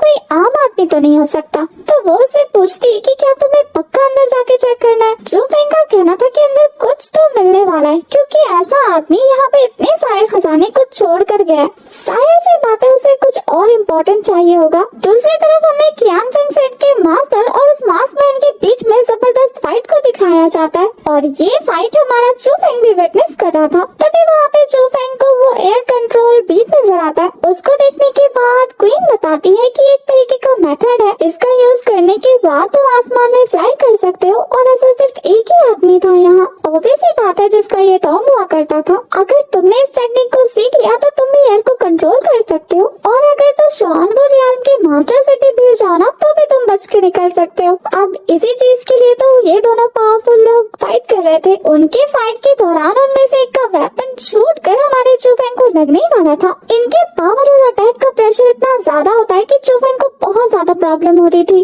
कियान फेंग सेट के मास्टर को भी नहीं पता था कि आखिर ये बंदा कौन है, पर वो कहता है कि मैं इतना पावरफुल तो हूँ कि तुम्हारे साथ फाइट कर रहा हूँ। चू फेंग उन दोनों की बातें बड़े ध्यान से सुन रहा था। तो क्वीन कहती है कि ये दोनों फाइट में बिजी हैं, तुम तो नहीं हो ना, जाकर उस बीट्स को पकड़ो। तो चू फेंग फटाफट उस क्रिस्टल के पास जाकर उसे हासिल करने वाला था, पर ये दोनों चौकन्ने हो जाते हैं। वो मास्क मैन तो सोच रहा था कि आखिर ये लड़का यहाँ तक पहुँच ही गया। वहीं दूसरी तरफ चू फेंग उनसे माफी मांग रहा था, पर ये एल्डर तो बहुत ज्यादा गुस्सा हो जाते हैं। पर वो मास्क मैन चू फेंग का सपोर्ट करते हुए कह रहा था कि जब तक इस लड़के में हिम्मत है उस बीट को हासिल करने की, तब तक तुम इसका कुछ नहीं बिगाड़ सकते। यहाँ फेंग उनके प्रेशर को अवॉइड करते हुए उस बीट को हासिल करके उसे कल्टीवेट करने लगता है, जिसकी वजह से वो क्रिस्टल टुकड़ों में टूट के उसके माइंड स्पेस में चली जाती है। उसकी बॉडी हवा में फ्लोट करते हुए नीचे बुरी तरीके से गिरी थी और उसे काफी ज्यादा तकलीफ हो रही थी। ये देखकर उस एल्डर को भी समझ नहीं आता कि आखिर इसके साथ क्या हुआ। पर यहाँ वो मास्कमैन कह रहा था कि अगर तुम्हारे पास इनफ कल्टीवेशन नहीं होगी तो ये कंट्रोल टेक्निक तुम्हारे ऊपर ही बैकफायर करके तुम्हारी मेंटल पावर को डिस्ट्रॉय कर सकती है और फिर वापस से अपने सही ठिकाने पर पहुंचकर वो फिर से एक नए ओनर की तलाश करने लगेगी। तो ये सुनने के बाद वो ओल्ड सेट मास्टर कहते हैं कि तभी तो मैं सोचूं तुम इतनी जल्दी उस क्रिस्टल पे हार तो नहीं मारने वाले थे। पर यहाँ वो मास्कमैन कह रहा था कि अगर तो ये लड़का उस क्रिस्टल को हासिल कर देता है तो ठीक है, हम एक नया मिरेकल क्रिएट करेंगे और अगर नहीं तो फिर तुम्हारा सफर यहीं तक का था। अब तक ये समझ में नहीं आया कि ये मास्कमैन चू फेंग के अगेंस्ट है या साथ में है। दूसरी तरफ चू फेंग को फिर से वो ड्रैगन दिखाई देता है और जब अपनी आंखें खोलता है तो उसे लग रहा था कि वो मर गया है और स्वर्ग में पहुंच गया है। पर तभी उसके सामने क्वीन आ जाती है जो और कोई नहीं बल्कि एक बड़ा सा एग थी। चू फेंग तो ये देख के पूरी तरीके से डर जाता है कि तुम एक अंडा हो। क्वीन तो इतना गुस्सा हो जाती है कहती है तू अंडा, तेरा खाना अंडा। अब चू फेंग फाइनली होश में आ जाता है, जिसे देखकर वो ओल्ड मास्टर काफी ज्यादा शॉक हो रहे थे और चू फेंग उन्हें टीज करते हुए कहता है कि मैंने वो एयर कंट्रोल सीख लिया। वो मास्कमैन तो काफी ज्यादा खुश हो रहा था। वो अपने अटैक को डिस्ट्रॉय करते हुए कहता है कि अब जब वो क्रिस्टल नहीं रहा तो फाइट करके टाइम वेस्ट करने का कोई फायदा नहीं है और वो चू फेंग को अपनी ब्लेसिंग देता हुआ वहाँ से चला जाता है, ये सोचते हुए कि अब इस लड़के के लिए मुझे फिक्र करने की जरूरत नहीं है। पर उस मास्कमैन के वहाँ से जाने के बाद ये ओल्ड मैन चू फेंग पे अटैक करने आगे बढ़ रहा था। यहाँ तो क्वीन को भी उसकी काफी ज्यादा फिक्र हो रही थी क्योंकि वो इसे हरा नहीं सकता था ना। पर तभी वहाँ कहीं से वो बैगर आ जाता है जो उस ओल्ड मैन का गला पकड़कर उसे मारने वाला था। असल में ये कोई बैगर नहीं बल्कि बहुत ही पावरफुल पर्सन था जो अपनी पावर की मदद से उस ओल्ड मैन को जला के भस्म कर देता है। ये आग की लपटें धीरे धीरे और ज्यादा बड़ी हो रही थी और क्वीन कहती है कि मरने का इरादा नहीं है तो यहाँ से भाग सकते हो। वो तो फटाफट वहाँ से भागते हुए से पूछ रहा था कि अभी क्या हुआ यहाँ। पर क्वीन उसे डांटते हुए कहती कि बहुत बकवास करते हो, पीछे क्या देख रहे हो, तेजी से भागो। इधर ये आग की लपटें उन तीनों तक भी पहुँचने वाली थी। वो तो अपनी जान बचा के वहाँ से भागने लगते हैं। सुमई को चुफेंग की काफी ज्यादा फिक्र हो रही थी पर ये दोनों से बाहर निकाल के ले आते हैं। वहाँ पे बहुत बड़ा ब्लास्ट होने के बाद सुमई को चुफेंग की बहुत ज्यादा फिक्र हो रही थी। वो जब चारों तरफ आग देखती है तो उसे लगता है कि चुफेंग नहीं रहा। वो तो रोना स्टार्ट कर देती है और बाकी दोनों भी काफी ज्यादा अपसेट हो गए थे। पर पीछे से हमारे हीरो की एंट्री हो जाती है। मतलब उसे कुछ नहीं हुआ, वो जान बचा के भाग निकला। वैसे वहाँ से तो वो बच के आ गया पर यहाँ सुमई उसके ऊपर चढ़कर उसका भर्ता बना देती है। मास्क मैन तो अभी भी चुफेंग पे नजर रख रहा था। यहाँ मास्क मैन अपना चेहरा भी दिखाते हैं पर अभी तक हमें पता नहीं लगा। नेक्स्ट सीन में हमें चुफेंग को उसके रूम में दिखाया जाता है जहाँ वो कलेक्ट किए हुए बीड्स को कल्टीवेट कर रहा था। काफी सारे बीड्स को कल्टीवेट करने के बाद वो थक के सोच रहा था कि अभी भी उसे 2000 स्प्लिट बीड्स को कलेक्ट करना होगा। इसके बाद तब कहीं जाकर वो युआनवू आइलैंड पर पहुँच पाएगा। उसकी बातें सुनने के बाद क्वीन कहती है कि इतना भी क्या लालच, धीरे धीरे कल्टीवेट करो, अभी तो तुमने कल्टीवेशन कंप्लीट किया ना। पर वो कहता है कि उसे तो गॉड ऑफ वॉर आइलैंड पे पहुँचना है और वो तो सिर्फ युआनवू आइलैंड पर अटका पड़ा है। क्वीन का कहना था कि सपने देखना अच्छी बात है लेकिन थोड़ा औकात में रह के देखो ना। इस पे तो वो कहता है कि सपने देखना गुनाह थोड़ी है। वैसे यहाँ वो क्वीन को टॉन्ट मारते हुए कह रहा था कि मैंने सुना था इतनी सुंदर वॉइस होगी तो कोई अप्सरा जैसी लड़की देखने को मिलेगी पर अंदर तो एक बड़ा सा अंडा है। ये सुनने के बाद हमारी क्वीन उस पर चिल्लाते हुए कहती है तो हाँ तो तुम भी तो यूजलेस हो ना। अगर तुम सालों से ऐसे पत्थर की तरह नहीं पड़े होते तो आज मैं भी कुछ बन गई होती। तो इस बात से हमारे चुफेंग को पता लग जाता है कि असल में क्वीन उसकी बॉडी के साथ कनेक्ट है। जैसे जैसे उसकी कल्टीवेशन और पावर बढ़ेगी वैसे वैसे हमारी क्वीन भी अपग्रेड होती रहेगी। ये जानने के बाद तो वो सोचने लगता है कि क्वीन और उसका पेयर कितना खराब होगा। यहाँ चुफेंग को टैलेंट टेस्ट में भी पार्टिसिपेट करना था जहाँ वो कोर डिसेबल बनने के बाद अपने फादर के पास वापस जाना चाहता था। क्वीन के पूछने पर वो कहता है कि उसे कुछ सवालों के जवाब जानने हैं। इसके बाद तो टेस्ट देने आए काफी सारे स्टूडेंट के बीच में एग्जामिनर उन्हें समझा रहे थे कि चाहे कोई कहीं से भी क्यों ना आया हो, किसी का स्टेटस कैसा भी क्यों ना हो, इस टेस्ट में फर्स्ट आने के बाद वो किंगलोंग सेक्ट का कोर डिसाइपल बन जाएगा। वहाँ पर एक पिलर रखा हुआ था जिसके बारे में हमारी सुमई चुफेंग को बता रही थी। इसे स्टोन पिलर कहते हैं और इसी से टैलेंट को टेस्ट किया जाता है। तुम्हें इस पिलर में अपनी एनर्जी का यूज करते हुए जोर से पंच करना है और उसके बाद ये पिलर तुम्हारी पोजीशन बताएगी। जहाँ पहले स्टूडेंट की स्ट्रेंथ काफी ज्यादा कम थी तो बच्चे उसका मजाक बनाने लगते हैं। हमारा व्हाइट ड्रैगन भी जाता है, वो मीडियम में पहुँच गया था। व्हाइट टाइगर का भी कुछ यही हाल था। स्टूडेंट को टेस्ट देता देखकर हमारा चुफेंग पूछता है कि सुपीरियर टैलेंट किसे कहते हैं। व्हाइट टाइगर उसे बताता है कि सुपीरियर टैलेंट का मतलब है कि जब तुम पंच करोगे तो रेड लाइट शो होगी। पर उसकी बहन ने बताया कि अब तक सिर्फ 2 लोगों ने रेड पार्ट को एक्टिवेट किया है। उनमें से एक तो अभी चीफ को डिसेबल बन चुका है, यानी कि उनका सीनियर गोंग। जब सुमई की बारी आती है तो उसके अल्टन बर्टन इतनी जोर से चेयर करते हैं कि बेचारा हमारा हीरो तो डर जाता है। जब वो अपनी स्पिरिचुअल एनर्जी का यूज करते हुए अपने पाम को टच करती है तो स्टोन पिलर का कलर ऑरेंज हो जाता है और एग्जामिनर उन्हें बताते हैं कि वो अपर मिडिल लेवल पर है। इसके बाद एग्जामिनर पूछ रही थी कि क्या किसी और को भी टेस्ट देना, तो हमारा चुफेंग आगे आ जाता है। एग्जामिनर तो उसे रोकने की काफी कोशिश कर रहे थे पर वो जाकर अपने पावर का यूज करते हुए स्टोन पर प्रेस करता है। थोड़ी देर तक वेट करने के बाद कोई रिएक्शन न देकर बच्चे हंसने लगते हैं ये देखकर कि वो फेल हो गया। पर वहीं दूसरी तरफ उस स्टोन का अपर पार्ट पूरी तरीके से क्रैक हो चुका था और वहाँ के चीफ एल्डर ये देखकर काफी ज्यादा शॉक हो जाते हैं कि इस लड़के ने लेजेंडरी पार्ट को एक्टिवेट कर दिया। इस पार्ट को अभी तक किसी भी बच्चे ने एक्टिवेट नहीं किया था। तो ये देखकर चीफ बताते हैं कि ये लड़का एक पेयरलेस जीनियस है। यहाँ वो मास्क मैन भी भी मौजूद है। इसके बाद ग्राउंड में सभी बच्चों को बातें बनाते हुए दिखाया जाता है, जहाँ वो सभी चूफेंग का मजाक उड़ा रहे थे। सुमई तो उसे हिम्मत देने की काफी कोशिश करी थी, पर इससे भी कोई फायदा नहीं होता। तभी वहाँ chief core disciple senior gong की एंट्री होती है। सारे बच्चों ने ग्रीट कर रहे थे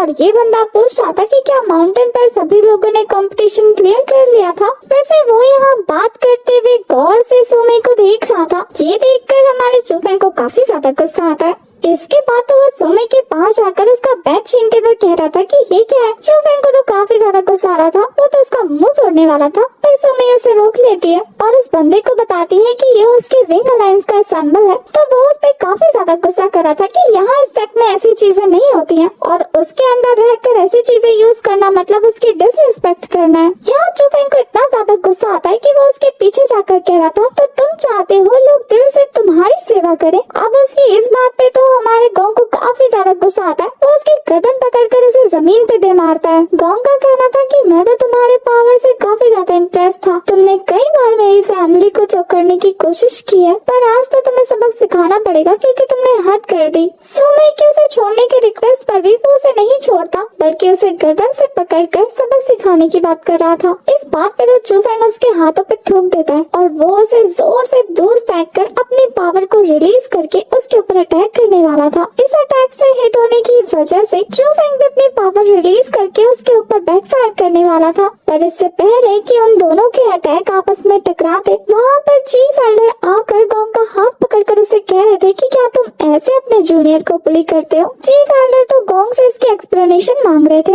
इस बात पे तो गोंग इतराते हुए कहता है कि एक चीफ कोर स्टूडेंट होने के नाते मैं किसी को पनिशमेंट नहीं दे सकता। तो चीफ एल्डर का कहना था कि बाकी सबको दे सकते हो, लेकिन जब तक वो जिंदा है तब तक चूफेंग को नहीं दे सकते। तो गोंग उनसे पूछ रहा था कि आखिर इसका रीजन क्या है कि आप उसे प्रोटेक्ट कर रहे हैं। तो चीफ एल्डर का कहना था क्योंकि इस जैसा जीनियस बच्चा यहाँ पे कोई नहीं है। आज बेशक वो तुमसे कमजोर है, लेकिन आने वाले 10 सालों में वो तुमसे 3 गुना ज्यादा स्ट्रॉन्गर होगा। ये सुनने के बाद सब लोग काफी ज्यादा शॉक हो रहे थे, पर हमारा चूफेंग कहता है सिर्फ 1 साल में मैं इसे पीछे छोड़ने वाला हूँ। बाकी सभी के शॉक होने पर चूफेंग कहता है कि उसने कसम खाई थी जब से वो किंगलोंग सेक्ट का स्टूडेंट बना है, वो जल्दी से जल्दी ज्यादा स्ट्रॉन्गर बनना चाहता है। इस बात पे तो गोंग को इतनी ज्यादा हंसी आती है। वो कह रहा था कि ठीक है, मैं तुम्हें 1 साल का टाइम देता हूँ, उसके बाद तुम्हारे और मेरे बीच में एक फाइट होगी जिसमें तुम्हें 3 मूव्स मिलेंगे। अगर तुमने उसमें मुझे हरा दिया तो तुम जीत जाओगे। पर चूफेंग कहता है कि 1 साल बाद तुम्हारे चीफ डिसाइपल होने का जो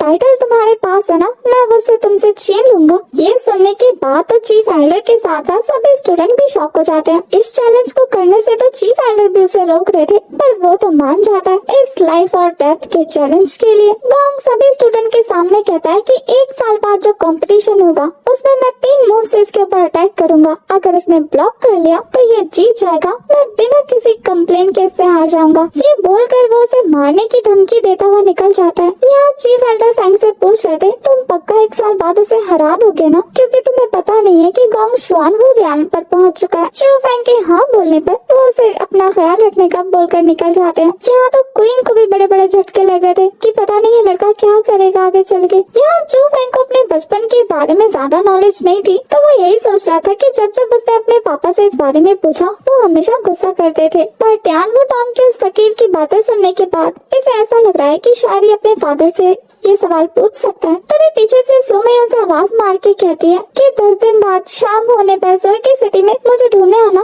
तो वो उसे छेड़ते हुए कहता है कि क्यों, लोग तुम्हें किडनैप करके लेके जाने वाले हैं। वो कहती है नहीं, 10 दिन बाद मेरा बर्थडे है और मैं तुम्हें फन के लिए इनवाइट कर रही हूँ, इसलिए याद से आ जाना भूलना मत। इसके बाद तो हमें फैंग को सीधा उसके फादर के पास दिखाया जाता है, जहाँ उसके फादर तो उसे देखकर काफी ज्यादा शॉक थे। पर वो सीधा ये सवाल पूछता है कि कौन है मेरे बायोलॉजिकल पेरेंट्स। उसके फादर तो काफी ज्यादा शॉक हो जाते हैं, लेकिन फिर उसे रूम में ले जाकर बता रहे थे कि एक रोज जब हम सफर कर रहे थे काफी तेज बारिश हो रही थी, उस वक्त एक अजीब सा दिखने वाला आदमी तुम्हें मेरे पास लेकर आया जिसके सर पे फायर फ्लेम का सिंबल बना हुआ था। वो बार बार मुझसे एक ही सवाल पूछ रहा था कि क्या मेरा सरनेम चू है। उसने मेरे बाकी साथियों को मार डाला था और जब उसे पता लगा कि मेरा सरनेम चू है तो उसने मुझे तुम्हें देते हुए कहा कि इसका नाम चू फेंग है। जैसे ही उसने तुम्हें मुझे दिया उसके बाद वो पागलों की तरह हरकतें करके वहाँ से भाग गया। ये बोलते हुए उसके फादर बेहोश हो जाते हैं। चू फेंग बाहर निकल के देखता है तो उसके सामने वही मास्कमैन खड़ा था, तो वो उससे सवाल करने लगता है कि आखिर तुम कौन हो। यहाँ फाइनली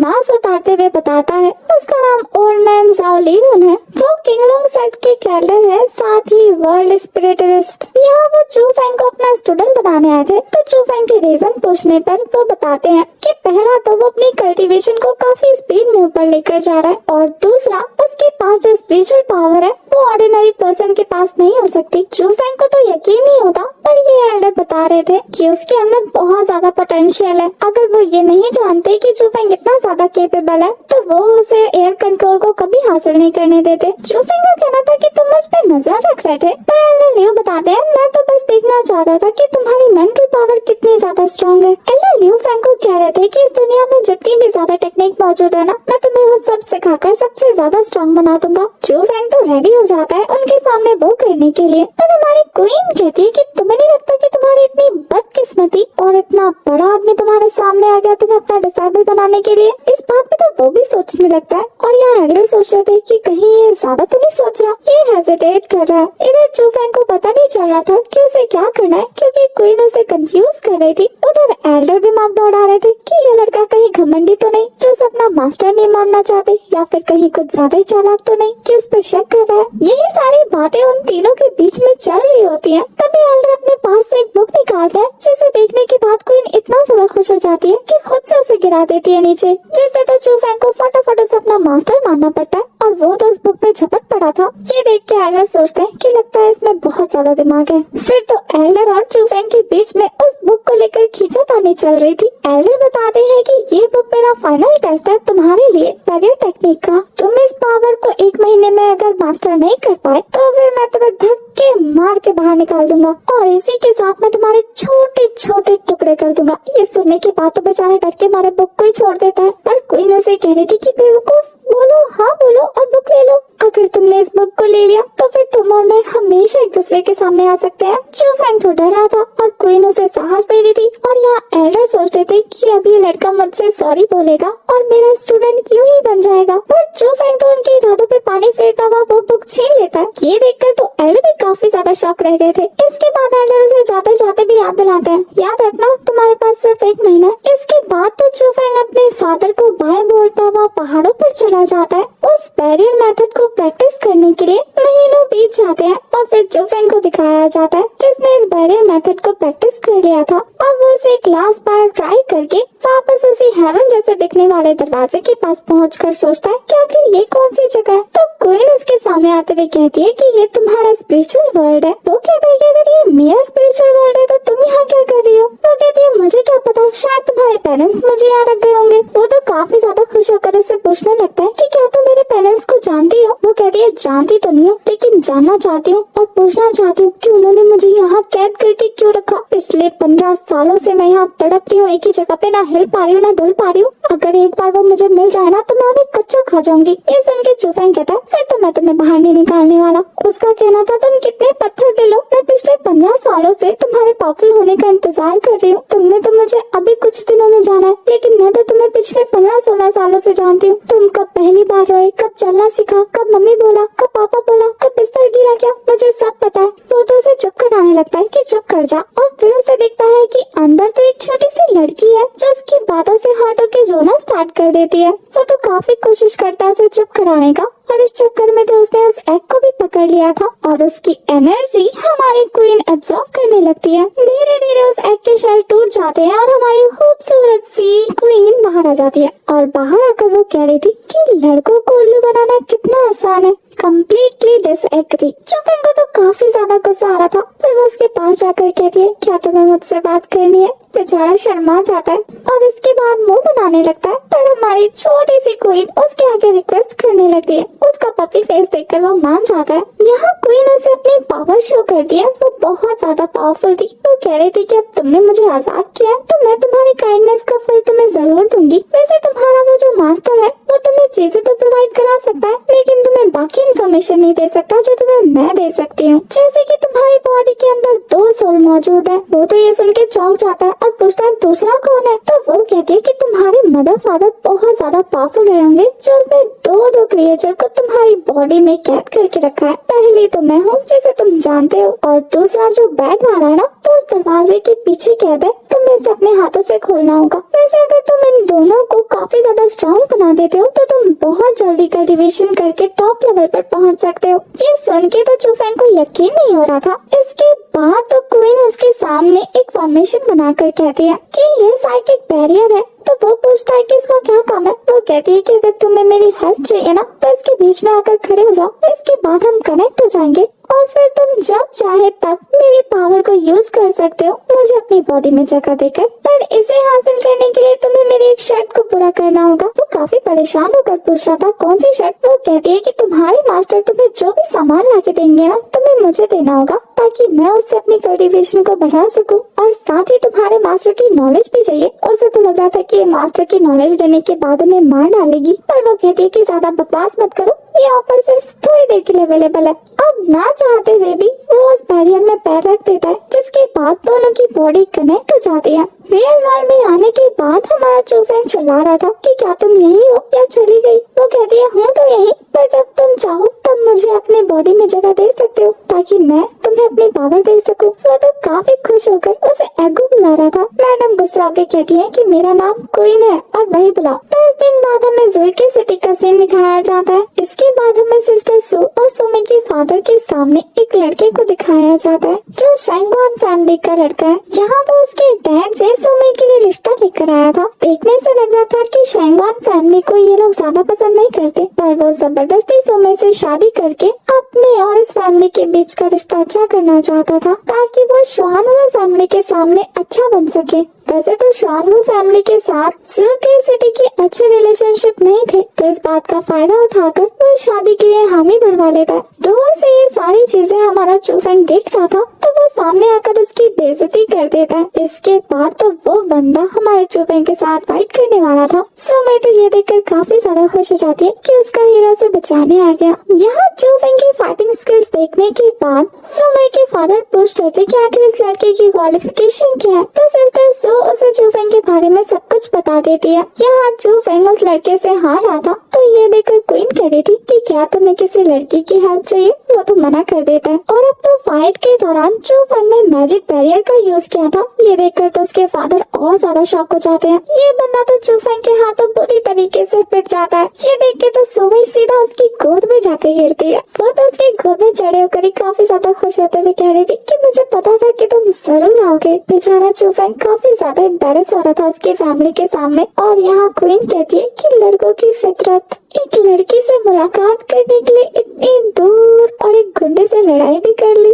वाह, वो तो उसे उसका मुंह बंद करने को कहता है क्योंकि वो लोग काफी अच्छे दोस्त थे। पर क्वीन कहाँ मानने वाली थी। वो कहती है किस का मुंह बंद कराओगे, और सुमी के फादर से जगाने लगते हैं। यहाँ सुमी के फादर किसी बरियल के टॉपिक पर बात कर रहे थे पर इसने तो कुछ सुना ही नहीं। ये कहता है कि क्या आप फिर से बोल सकते हैं। वो तो उसके आज के बिहेवियर के लिए उसे थैंक यू बोलते हैं, पर ये तो मना करा था। नहीं, आपको ऐसा करने की जरूरत नहीं है। वैसे आप क्या कह रहे थे। यहाँ तो सुमी के फादर उसे उसके बारे में सारी बातें बता देते हैं। यहाँ चूफेंग को किंगलोंग सेक्ट की हिस्ट्री के बारे में भी पता लगता है और साथ ही ये भी कि सुमी के फादर को अब तक घटी उसके साथ सारी घटना का पता है। इसी के साथ उन्हें ये भी पता है कि हमारे चूफेंग के पास स्पिरिचुअल पावर है। इसी बीच में बेचारा आराम से चाय के मजे ले रहा था कि सुमी के फादर कहते हैं कि तुम सुमी के बारे में क्या सोचते हो। उसके मुंह में तो चाय फंस जाती है जब वो ये सुनता है कि इसके फादर उसे अपना दामाद बनाना चाहते हैं। सुमी तो वहाँ शर्म से लाल पीली हो रही थी और यहाँ ये लड़का कहता है कि हम कैसे गारबा के बारे में क्यों नहीं बात कर रहे हैं। तो सुमी के फादर कहते हैं कि इसी के साथ मुझे अपना दूल्हा भी चाहिए जो मेरे सजाको सिटी जितना ही पावरफुल हो और उसके पास स्पिरिचुअल पावर भी हो जो कि तुम्हारे पास है। अगर तुम मेरे दामाद बन के मेरे फोर्स को ज्वाइन करते हो तो यहाँ का आधा फंड तुम्हें मिलेगा। इस सिटी का आधा ट्रेजर भी तुम्हारा हो सकता है। यहाँ कोई भी कह रही थी कि ये ऑफर काफी ज्यादा अच्छा है। तुम्हें उस टॉम में जितने बीट्स मिले ना उससे तो 40 गुना ज्यादा अच्छा है। यहाँ सुमी के फादर कह रहे थे कि मैं चाहता हूँ कि तुम अपनी कल्टीवेशन को स्ट्रॉन्ग करो और साथ ही खुद को मेरी बेटी के लिए सिक्योर भी करके रखो। ये सुन के तो क्वीन भी कह रही थी कि कह दो उन्हें कि मेरे दिल में आपकी बेटी के अलावा और कोई नहीं होगा और इसके साथ तुम्हें काफी सारा खजाना मिल जाएगा। ये ऑफर बहुत ज्यादा अच्छा है। तुम्हारी कल्टीवेशन एकदम से इंक्रीज हो जाएगी। क्वीन तो उसे मैनिपुलेट कर रही थी। साथ ही यहाँ सुमी के फादर भी फोर्स करने लगते हैं पर चूफेंग खड़ा होते हुए कहता है कि आप अपनी बेटी का अपमान कर रहे हैं। मैं इस ऑफर को एक्सेप्ट नहीं कर सकता और ये बोल के वो वहाँ से चुपचाप चला जाता है। सुमी तो रोना स्टार्ट कर देती है। उसे काफी ज्यादा बुरा लग रहा था पर सिस्टर सू जानती थी कि वो क्या करके के गए हैं। वैसे अगर लड़के के दिल में प्यार न होना तो तुम उसे सोने चांदी से तोल दो, फिर भी वो तुम्हारा नहीं हो सकता। पर अगर उसे मोहब्बत है तो वो एक ही झटके में तुम्हारा हो जाएगा, चाहे तुम कितने ही गरीब क्यों ना हो। नेक्स्ट सीन में हमें क्वीन को दिखाया जाता है जो चूफेंग को डांट रही थी कि इडियट, इतना अच्छा मौका मिल रहा था सुजाको सिटी का दामाद बनने का, पर तुम तो हो ही बेवकूफ, कैसे एक्सेप्ट करते। तभी रास्ता रोक के रॉन खड़ा था अपने अंकल के साथ। वो तो चूफेंग को पिटवाने लाया था, पर चूफेंग ये सुनने के बाद कि उसके अंकल का शुआनवू सिटी से लेना देना है, हंसने लगता है। उसके अंकल अपनी पावर रिलीज करके चूफेंग पे अटैक कर रहे थे। वो दोनों फाइट करते करते पानी में पहुंच जाते हैं। उन दोनों की फाइट का प्रेशर बहुत ज्यादा था और यहाँ क्वीन को पता लगता है कि ये अंकल तो 5th लेवल पर है, युआनवू रियाल्म के। जब तक उसे पता लगता ये अंकल तो चूफेंग को पानी से नीचे फेंक देते हैं। क्वीन तो उसे कह रही थी कि बॉडी पोजेस करने दो, पर वो उसे कुछ कह नहीं पाता। जब उसकी आँख खुलती है तो उसे पता लगता है कि वो किसी केव में पहुँच गया है। जैसे ही वो उठ के अपने आसपास चेक करता है उसे वहाँ पे काफी सारे बीस्ट की बॉडी मिलती है। ये देखने के बाद तो क्वीन खुश होकर कह रही थी कि इसे मुझे दे दो, मैं एसेंस का यूज करके अपने कल्टीवेशन को बढ़ा दूंगी। चूफेंग को पता था कि इन बीस्ट को मारने वाला कहीं आसपास ही है, पर क्वीन के फोर्स करने के बाद वो वहाँ कल्टीवेट करने बैठ जाता है। पर तभी उसे किसी के फाइट करने की आहट होती है तो वो चुपके देखने लगता है। तो उसे पता लगता है कि एक मास्क लड़की एक टाइगर स्पिरिट के साथ फाइट कर रही है जो बहुत ज्यादा पावरफुल है। यहाँ वो बुरी तरीके से घायल हो गई थी और वो टाइगर स्पिरिट उसे मार पाती उससे पहले ही चूफेंग अपने शील्ड का यूज करते हुए उस लड़की को प्रोटेक्ट कर लेता है। ये टाइगर तो चूफेंग को डांट रहा था कि बच्चे तुम्हें बीच में आने को किसने कहा। ये देखकर तो वो काफी ज्यादा शॉक हो जाता है और क्वीन उसे बताती है कि ये असल में कोई टाइगर नहीं बल्कि एक टाइगर किलिंग स्पिरिट है। ये एक तरीके की टेक्निक है जिसे हराने के बाद तुम इसके मास्टर बन सकते हो। यहाँ ये लड़की उस टाइगर को हराने के लिए ही आई थी, पर टाइगर उसे मार पाता इससे पहले कि चूफेंग ने उसे बचा लिया। तो वो टाइगर सोच रहा था कि अब किसको अपना मास्टर चुना जाए। तो वो कहता है कि क्यों ना तुम दोनों आपस में फाइट करो और जो जीतेगा वो मेरा मास्टर बन सकता है। मेरे पास व्हाइट टाइगर अटैकिंग और किलिंग टेक्निक है। इस तरीके की खास टेक्निक के लिए चूफेंग सोच रहा था कि वैसे तो ये लड़की घायल है पर इसके साथ फाइट करना बनता है, पर तभी वो लड़की उसे घूर के देखती है और वो अपनी बॉडी हिला नहीं पाता। तो हमारी क्वीन बताती है कि असल में इस लड़की के पास गॉड गिवन बॉडी है जो लाखों में किसी एक को मिलती है। ये आगे चल के मार्शल एम्परर या फिर मार्शल किंग बनने वाली है। चूफेंग तो कुछ बोलने की हालत में नहीं बचा था। इधर वो व्हाइट टाइगर कहती है कि तुम दोनों आपस में जल्दी डिसाइड करो, पर वो लड़की कहती है कि इस लड़के ने मेरी जान बचाई है इसलिए ये तुम्हारा मास्टर बनने के लायक है। वो ये बोलकर वहाँ से जाने लगती है। जैसे उस टाइगर स्कल का कहना था कि आखिर तुम मुझे ऐसे कैसे छोड़ के जा सकती हो, तुम मुझे समझती क्या हो। आगे से वो कहती है कि ऐसा क्या है तुम्हें खास, बस एक सीक्रेट स्किल्स ही तो हो। यहाँ चूफेंग समझ जाता है कि ये लड़की बहुत ज्यादा एरोगेंट है। यहाँ वो टाइगर स्पिरिट अपनी तारीफ करते हुए कह रही थी कि मेरे पास बहुत ज्यादा सीक्रेट टेक्निक्स है,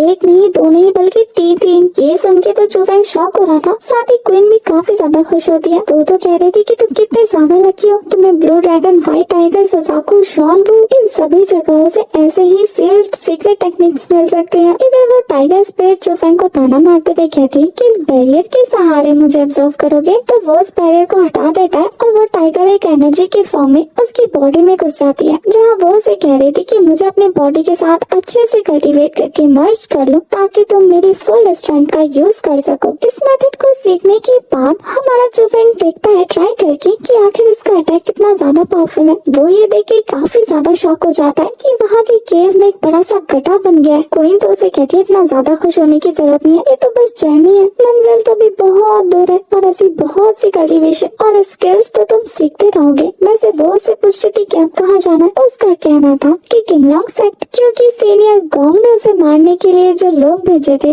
उसका हिसाब भी तो लेना है। किंगलॉन्ग सेक्ट पहुँचने के बाद चूफेंग सीनियर गोंग को कन्फ्रंट करा था और उसका कहना था कि आखिर मैं तुम्हें मारने के लिए लोग क्यों भेजूंगा। जहाँ चूफेंग कहता है क्योंकि तुम्हें लग रहा होगा कि 1 साल अभी बहुत लंबा है, उससे पहले इस लड़के का काम खत्म कर दो। वो तो कहता है कि क्या तुझे मरना है जो तू ऐसे झूठे झूठे इल्जाम लगा रहा है मुझ पे। पर चूफेंग फटाफट तेजी से उसके ऊपर चढ़ते हुए उसे थप्पड़ मार के उसके सामने खड़ा हो जाता है रिलैक्स होकर। ये मूव बहुत ज्यादा फास्ट था, बेचारा हक्का बक्का रह जाता है और फिर गुस्से में अपने स्पिरिचुअल स्वॉर्ड का यूज करते हुए वो चूफेंग को मारने आ रहा था। और चूफेंग अपने आगे उस शील्ड बैरियर को बनाकर उसके स्पिरिचुअल स्वॉर्ड को टुकड़े टुकड़े कर देता है। वो ये देखकर तो सोच रहा था कि ये तो इम्पॉसिबल है, पर फिर चू फेंग के अटैक को डॉच नहीं कर पाता और जैसे उसने चू फेंग को जमीन में गाड़ा था वैसे ही चू फेंग भी उसे जमीन में गाड़ देता है। ये देखने के बाद बच्चे सोच रहे थे आखिर ये इतना स्ट्रॉन्ग कैसे हो गया, बट चू फेंग तो उसे उसी के स्टाइल में गर्दन से उठाकर कह रहा था अब कैसा लग रहा है। इससे पहले कि वो उसके मेरिडियंस को ब्लॉक कर पाता वहाँ पर एक दूसरे एल्डर आकर काफी फास्टली चू फेंग पे अटैक करने लगते हैं। चू फेंग उनके अटैक्स को डॉच करने की काफी ज्यादा कोशिश कर रहा था। एल्डर तो अपने अटैक से चू फेंग को दीवार पे दे मारते हैं। यहाँ ये एल्डर इतने ज्यादा खतरनाक थे कि चू फेंग को 2-4 मूव में ही जमीन पर दे पटकते हैं। उनके अटैक स्किल्स को देखने के बाद क्वीन कहती है कि बहुत बुरा हुआ, ये पर्सन तो सॉन्वो लेवल के 9 पर है, इसलिए जल्दी से मुझे तुम्हारी बॉडी हैंडल करने दो। तो चू फेंग उसे अलाउ कर देता है, पर ये एल्डर इतने ज्यादा स्ट्रॉन्ग थे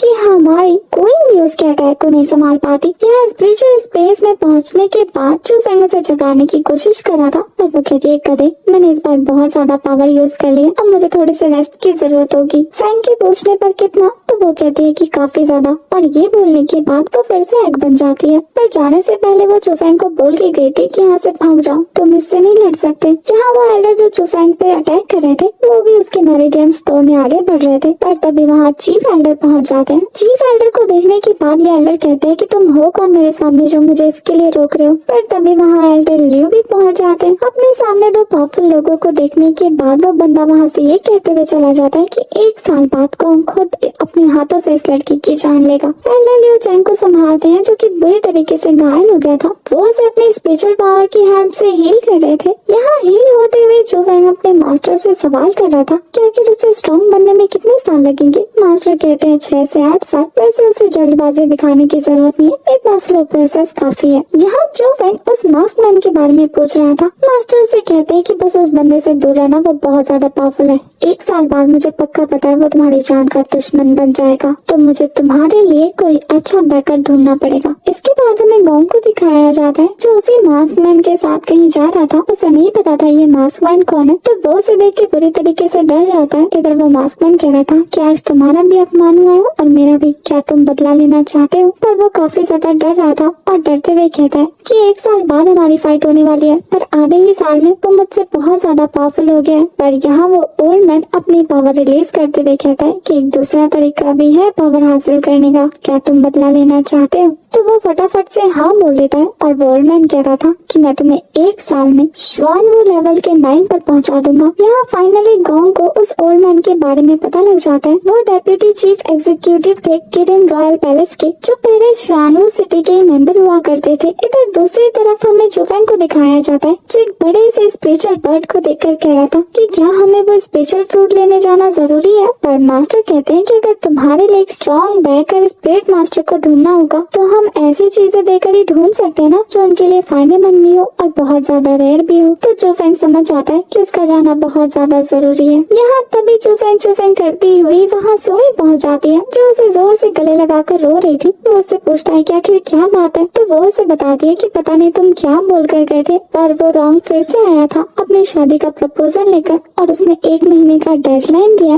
वो पूछ रहा था कि तुम्हारी फैमिली का क्या हाल है। वो कहती है कि वो भी प्रेशर में है। तो चू फेंग उससे कहता है कि क्या तुम्हें मुझ पर भरोसा है, तो वो ना चाहते हुए भी हाँ कहती है। तो चू फेंग उसे 1 महीने बाद उसी की सिटी में मिलने को कहता है और फिर वो अपने एल्डर के साथ निकल जाता है फ्रूट की खोज में। जहाँ रास्ते में वो पूछ रहा था कि अगर ये फ्रूट इतना ज्यादा स्पेशल है उनके लिए तो वो खुद जाके क्यों नहीं ले सकते। तो मास्टर बताते हैं असल में जेड क्लैन में वो फ्रूट पाया जाता है और स्पिरिट गाइड जेड क्लैन के बीच में एग्रीमेंट हुआ था कि सोरा गोस्ट टावर सिर्फ यंग जनरेशन के लिए ही अवेलेबल किया जाएगा। पर वो टावर बहुत ज्यादा खतरनाक होने के बाद इसी वजह से मास्टर के साथ जा रहे। गोस्ट टावर के बाहर पहुंचने के बाद मास्टर अंदर एंटर करते हुए एक व्हाइट रॉब पहन लेते हैं। वहाँ बहुत से ऐसे लोग घूम रहे थे। तो चू फेंग के पूछने पर मास्टर बताते हैं कि वो उन्हीं की तरह एक साइकिक है जो लोएस्ट लेवल पर है। चू फेंग के पूछने पर वो बताते हैं कि व्हाइट रोब्स के ऊपर भी ग्रे और ब्लू है और इस पूरे किंगजॉ जगह पर सिर्फ 2 ग्रे रोब्स वाले घूम रहे हैं और ब्लू रोब वाला तो बंदा सिर्फ एक ही है। ये सुनने के बाद चू फेंग सोच रहा था कि पता नहीं वो लोग कितने ज्यादा पावरफुल होंगे। यहाँ मास्टर कह रहे थे कि अगर उसके स्पिरिट गाइड में से एक भी बंदा उसके प्रोटेक्शन के लिए आगे आ गया ना बोला तो पूरे काइशी कॉन्टिनेंट में कोई भी नहीं होगा जो उसके खिलाफ जाने की सोचेगा। बात करते हुए वो लोग गोस्ट टावर की चोटी पर पहुंच जाते हैं जहाँ और भी स्टूडेंट जा रहे थे। वहाँ पर एक स्पिरिचुअल बॉल को देखने के बाद मास्टर उसे बताते हैं कि इस बॉल में 4 लेयर है और जैसे जैसे तुम इसके लेयर को कंप्लीट करते जाओगे ये और ज्यादा मुश्किल होता जाएगा। तभी वहाँ पे रजिस्ट्रेशन करने वाला चिल्लाता है कि क्या और किसी को रजिस्ट्रेशन करानी है। तो जो फैंग के मास्टर लियो पहुँच जाते हैं कि हाँ मुझे इस लड़के का कराना है, पर वो तो उसके सेक्ट का नाम सुन के उसे वहाँ से भगाने लगते हैं। मास्टर की काफी ज्यादा बेइज्जती हो रही थी तो ये देखे जो फैंग उसका गला पकड़ लेता है। ये सब देखने के बाद पीछे से एक बंदा आके आकर कह रहा था कि कौन से सेक्ट से हो तुम, और फिर किंग लॉन्ग सेक्ट का नाम सुनने के बाद वो उसे कह रहा था कि तू जमीन है और मैं आसमान हूँ तेरे आगे। बच्चे तो हंसने लगते हैं पर जो फैंग अपनी पावर दिखाते हुए उसे अपने पैरों के नीचे लाकर कह रहा था कि तू कीड़ा है मेरे सामने। ये देखने के बाद उनमें से एक बच्चा गोबो आगे आकर कहता है कि वो स्पिरिट गाइड रियाल से है और वो चाहता है कि जो फैंग उसके साथ ज्वाइन हो, बाकी किसी बच्चे को भी कोई प्रॉब्लम नहीं होती। इसके बाद जो फैंग गोबो के साथ उस बॉल के अंदर जाने के लिए रेडी हो रहा था। जुबो तो पहले व्हाइट ड्रॉप के लिए जाना चाहता था पर जो फैंग सीधा रेड ड्रॉप के लिए पहुंच जाता है। अंदर जाने के बाद जो फैंग को पता लगा था कि बीच में एक व्हाइट बॉल है और उसमें से आ रही रेस को अवॉइड करते हुए उसे उस बॉल के पास जाना होगा।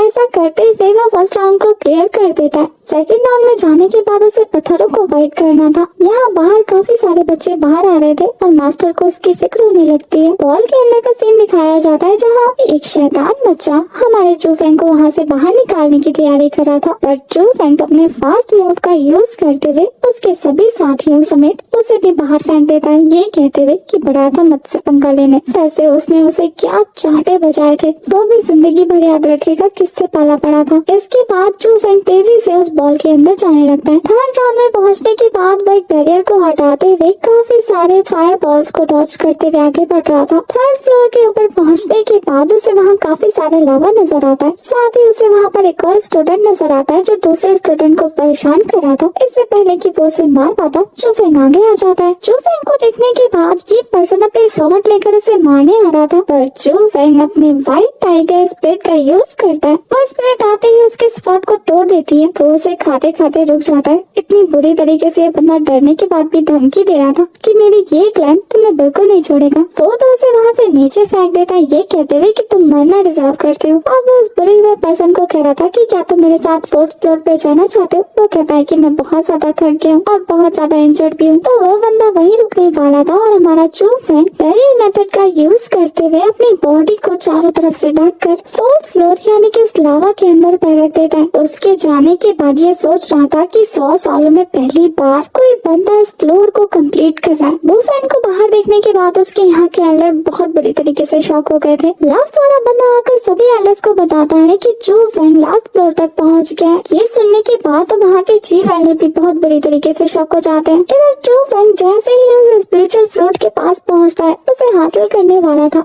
वहाँ पर एयर टॉर्नेडो आकर उसे नीचे की तरफ खींचने लगता है। वो तो खुद को शील्ड बना के रोकने की कोशिश कर रहा था पर वो शील्ड भी ब्रेक हो जाती है। चू फैंग को फ्रूट नजर आ गया था और वो अब भी उसे हासिल करने की काफी ज्यादा कोशिश करता है। वैसे तो वो यहाँ बुरी तरीके से थक गया था पर उसकी ड्रैगन बॉडी एक्टिवेट होती वो उस फ्रूट को हासिल कर लेता है। चू फैंग को उस फ्रूट की पावर पे शक हो रहा था तो वो उसे खा के देख रहा था। तभी पीछे से वहाँ पे डीमन मंकी किंग की एंट्री हो जाती है जिसके बारे में उसे गोबो ने आते ही बता दिया था और यहाँ वो उसे देखकर सोचता है कि बुरी तरीके से फंस गए। यहाँ वो मंकी किंग चू फैंग को पकड़ के कह रहा था, तुम्हें पता है मैं 100 सालों से कितना अकेला था, अब तुम फाइनली यहाँ आ गए हो। क्या तुम ब्लू रॉब्ड स्पिरिटिस्ट बनना चाहते हो? यहाँ मंकी किंग के मुंह से वो बातें सुनने के बाद चू फैंग को लग रहा था कि कहीं ये मन की बातें जान लेता है। तो मंकी किंग कहता है कि 2 सालों में मैं तुम्हें बना दूंगा। तभी यहाँ चू फैंग को एहसास होता है कि उसकी क्वीन जाग गई है। तो वो आकर जब उसे आवाज मारता है तो उसके सामने एक प्यारी सी खूबसूरत सी लड़की आ जाती है। वो तो उसे पूछ रहा था कि अगर दोबारा खुद को चोट पहुँचाने की कोशिश की ना तो देख लेना। वैसे वो उसके काफी पास जाकर बोल रहा था।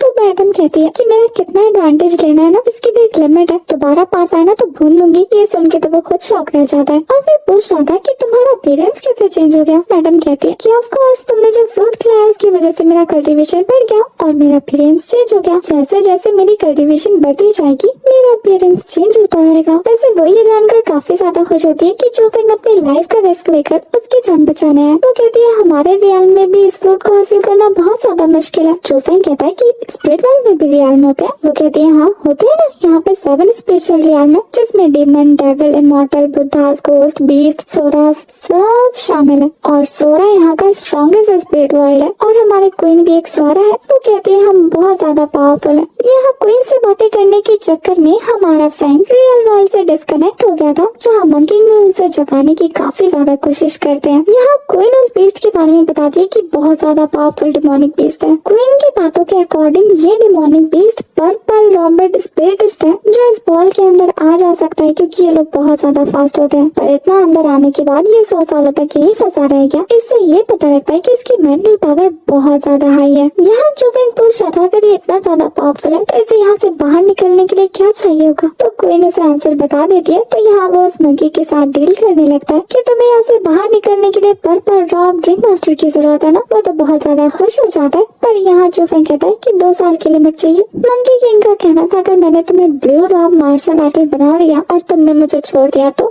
चूफेंग का कहना था कि क्या तुम्हारे पास चॉइस है। इस बात पे तो वो खुश होते हुए कहते हैं मुझे तुम्हारी ये बात बहुत पसंद आई। बाहर तो उन दोनों क्लैंस के बीच में फाइट चल रही थी कि किसने किसको हराया। चीफ एल्डर आकर सबको शांत कराते हैं। इसके बाद वो सभी चूफेंग के बारे में बात कर रहे थे। तभी उस बॉल में से काफी तेज एनर्जी बाहर निकलती है। चूफेंग बाहर आते हुए सोच रहा था कि वो मंकी तो इतना बदतमीज है, उसने मुझसे मास्टर की टेक्निक छीन ली। तभी उसके सामने रिंग स्पिरिट्स के लोग आ जाते हैं। तो चूफेंग उन सबको देखने के बाद कह रहा था कि आप लोग मुझे मेरा व्हाइट रॉब दे दो, पर वहाँ के एल्डर डिक्लेयर करते हैं कि इसे ग्रे रॉब दिया जाए। इसके बाद एल्डर कहते हैं कि आज से दुनिया के किसी भी कोने में अगर तुम्हें कुछ भी प्रॉब्लम होती है तो तुम हमारे गिल्ड आकर बता सकते हो, क्योंकि तुम्हें यहाँ से काफी स्ट्रॉन्गेस्ट सपोर्ट मिलने वाला है। मास्टर तो ये देखकर काफी ज्यादा खुश हो जाते हैं। यहाँ वो चीफ एल्डर आकर एल्डर लियो को कह रहे थे कि क्या तुम हमारे हाई क्लाइन को ज्वाइन करना चाहोगे। मास्टर तो ये सुन के काफी ज्यादा शॉक थे। उस पर चूफेंग उन्हें ग्रीट करते हुए बताता है कि वो फाइनली उस टावर के सभी लेवल को क्रॉस करके ग्रे रॉब स्वॉर्ड मास्टर बन चुका है। मास्टर तो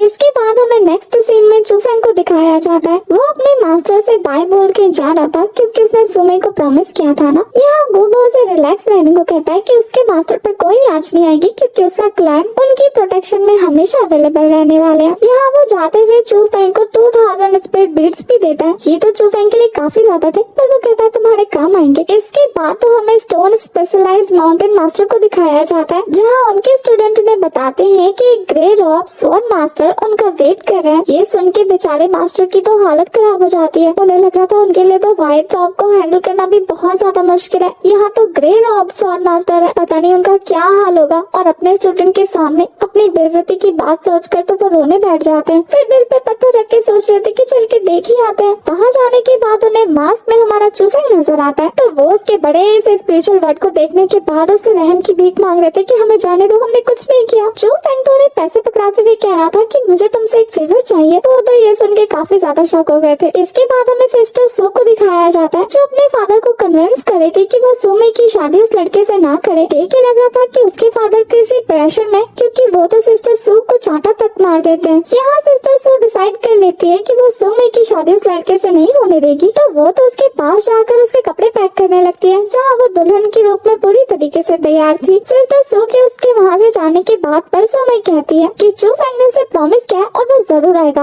वो इस बात पे अड़ी हुई थी। सिस्टर सू से समझाने की काफी ज्यादा कोशिश करती है, पर वो टस से मस नहीं होती। इसके बाद सर्वेंट आकर सुमे के फादर को इन्फॉर्मेशन देते हैं कि वो लोग आ गए हैं। दूसरी तरफ हमें चूफेंग को दिखाया जाता है, जो उसी मास्टर के साथ टोली शोली लेकर जा रहा था। इधर ये दोनों चाचा भतीजा सुमे के फादर के साथ डील कर रहे थे कि अगर सुमे की शादी करवानी है तो उसकी बड़ी बेटी की शादी अंकल से करनी होगी, जिससे कि ये पूरा का पूरा सुजाकू सिटी इनके अंडर हो जाएगा। ये सुनने के बाद तो सुमे के फादर काफी ज्यादा गुस्सा हो जाते हैं। दूसरी तरफ सिस्टर सू अभी भी सुमे को समझा रही थी कि तभी सर्वेंट आकर उन्हें बताता है कि रॉन्ग के अंकल उससे शादी करना चाहते हैं। इस बात पे तो सुमे का पारा हाई हो जाता है। दूसरी तरफ उन दोनों अंकल भतीजे ने मिलकर सुमे के फादर की काफी बुरी हालत कर दी थी। अपने फादर को ऐसा जलील होता देख कर सीनियर सिस्टर सू रेडी हो जाती है शादी करने के लिए। यहाँ सिस्टर रेडी होने के लिए जा रही थी अपनी शादी के लिए। जाते हुए वो सुमे से कह रही थी कि मुझे लगता है कि तुम जिसका इंतजार कर रही हो वो नहीं आ पाएगा, इसलिए वो उसके हाथों में जहर रख देती है कि जैसे ही हम उसके मेंशन में पहुंचेंगे ये जहर खा लेंगे। तो दोनों सिस्टर्स बातें कर ही रही थी कि इतने में मास्टर पूरी की पूरी बारात लेकर उनके दरवाजे पे हाजिर हो जाते हैं। यहाँ वो माउंट मास्टर को देखने के बाद बाकी सब सोच रहे थे कि तुम यहाँ क्या करने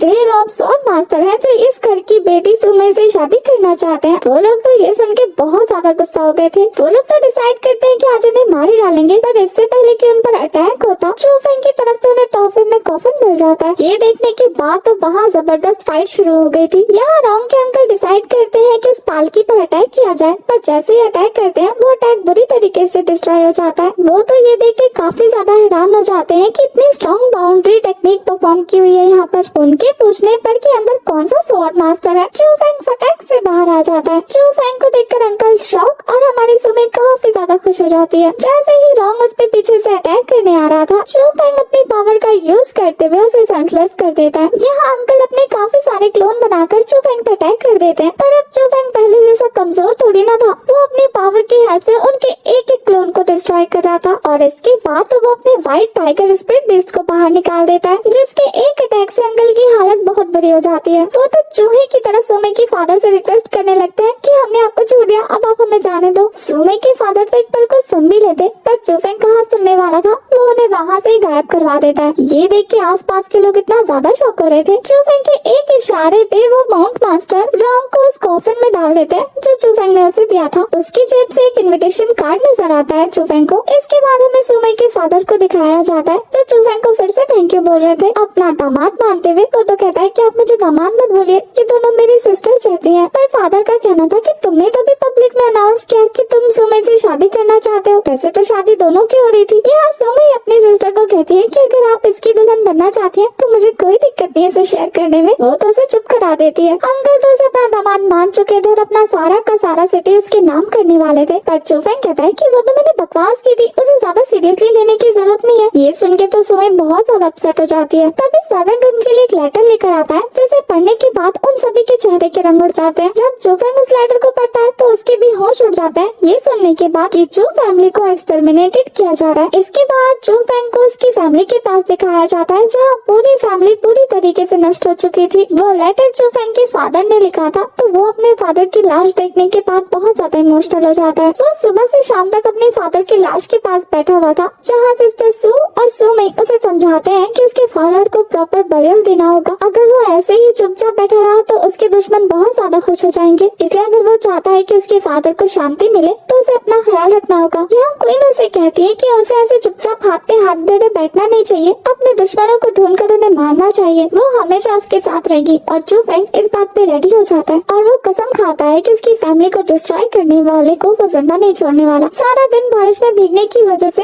उसकी तबीयत खराब हो जाती है, जहाँ सुमे उसका ख्याल रख रही थी। वो तो होश में आते ही अपने दुश्मनों को ढूंढने जाने वाला था, पर सुमे उसे रोक लेती है। सिस्टर सू के बहाने पर वो उनसे न्यूज पूछता था, पर वो कहती है पहले दवाई खाओ। इसके बाद वो उसे बताती है कि तुम्हारी फैमिली के साथ ये सब करने वाला वो विलेज के लोग हैं। इन तरीके के दुश्मनों के बारे में चू फेंग को कोई आइडिया नहीं था, तो चू फेंग को पता लगता है कि उन लोगों को किसी ने हायर किया था। यहाँ चू फेंग सिस्टर से पूछता है कि क्या आपको पता है किसने कराया। उसके हाँ बोलने पर वो फटाफट उसे मारने जाने वाला था, पर सुमे उसे रोकती है कि उन्हें नहीं पता कि कितने लोग थे और कौन थे, तो पहले कल तक कंफर्म करने दो। पर चू फेंग का कहना था कि उनके लिए कल है ही नहीं। वो विलेज का सीन दिखाया जाता है जहाँ सब लोग काफी अच्छे से सेलिब्रेट कर रहे थे। तभी वहाँ अपने स्पिरिचुअल बेस पे बैठने के बाद चू फेंग पहुँचता है। उसकी धांसू एंट्री के प्रेशर से सब लोग पूरी तरीके से डर गए थे। वो तो अपनी पावर रिलीज करते हुए काफी सारे लोगों को एक साथ मार रहा था। ये देखने के बाद तो वो लोग बुरी तरीके से डरने लगते हैं। यहाँ चू फेंग उनसे पूछता है कि आखिर चू फैमिली को डिस्ट्रॉय करने के लिए उन्हें किसने कहा था। वो बंदा ना कहता इससे पहले चू फेंग कहता है कि अपने हाल के बारे में सोच लेना। इसके बाद वो अपने बैरियर को और ज्यादा बड़ा करके कहता है कि भागने का तो सोचना भी मत, क्योंकि उसके ऑरा के रेंज में जितने भी लोग आ रहे थे वो बुरी तरीके से खत्म हो रहे थे। उन्हें ना बताता हुआ देखकर चू फेंग उनके लीडर को मार डालता है। ये देखने के बाद बाकी सारे जोर जोर से चिल्लाकर उस हाईवे क्लाउड के बंदे का नाम बताने लगते हैं जो श्वानवू सिटी से था। इन लोगों ने उस बंदे के कहने पर उन्हें मारा। वो तो डर के मारे उसका संदेश भी दे देते हैं। अब इतना सब कुछ जानने के बाद चू फेंग का गुस्सा 7वें आसमान में था।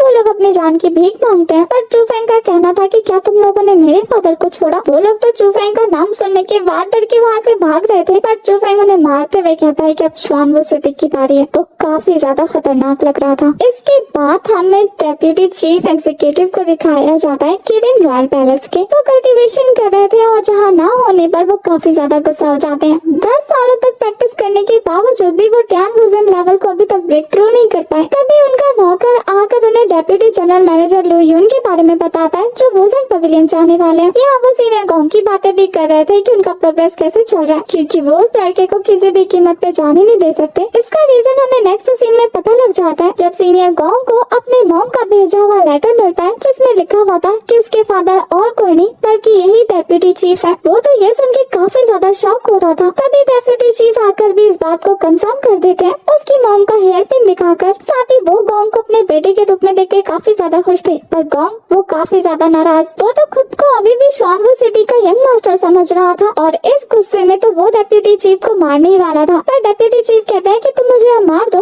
तो फ्यूचर में शॉनवू सिटी तुम्हारा होगा, पर मैं जानता हूँ कि तुम ऐसा नहीं करोगे। ये राज डेप्यूटी चीफ एग्जीक्यूटिव को काफी सालों से पता थी, इसलिए वो उसे प्रोटेक्ट कर रहे थे। तो वो गोंग को कहते हैं कि तुम कौन हो ये मैटर नहीं करता, पर फ्यूचर में तुम क्या बनना चाहते हो ये मैटर करता है। जहाँ वो तो अपने बेटे को इतना पावरफुल बनाना चाहते थे कि वो पूरी दुनिया पे राज करे। वो उसे कहते हैं कि तुम्हें अपना सरनेम बदलने की जरूरत नहीं है, मेरे साथ रहने की भी जरूरत नहीं है, पर तुम्हें एनुअल बाइक गोइंग में पार्टिसिपेट जरूर करना होगा, इसलिए तैयार हो जाओ, हमें कल निकलना है। साथ ही वो वहाँ से जाते हुए गोंग को कह रहा था कि अपने फादर से कांटेक्ट कर लेना, वो परेशान हो रहे होंगे तुम्हारे इतने दिनों के गायब होने से। इसके बाद हमें शॉनवू सिटी का सीन दिखाया जाता है जहाँ उसके फादर सच में काफी ज्यादा परेशान हो रहे थे और साथ ही उन्हें वुहू विलेज के डिस्ट्रॉय होने की बात भी पता लग जाती है कि एक सिंगल आदमी भी नहीं बचा। ये काम और किसी का नहीं बल्कि हमारे चू फेंग का था जो वहाँ पे अपने बीस्ट के साथ पहुँच जाता है। यहाँ वो क्वीन से मिलकर डिस्कस कर रहा था कि आखिर उसकी फैमिली को शॉन सिटी से कौन मारना चाहेगा। क्वीन का कहना था कि ये पक्का गोंग होगा या फिर वो मास्कमैन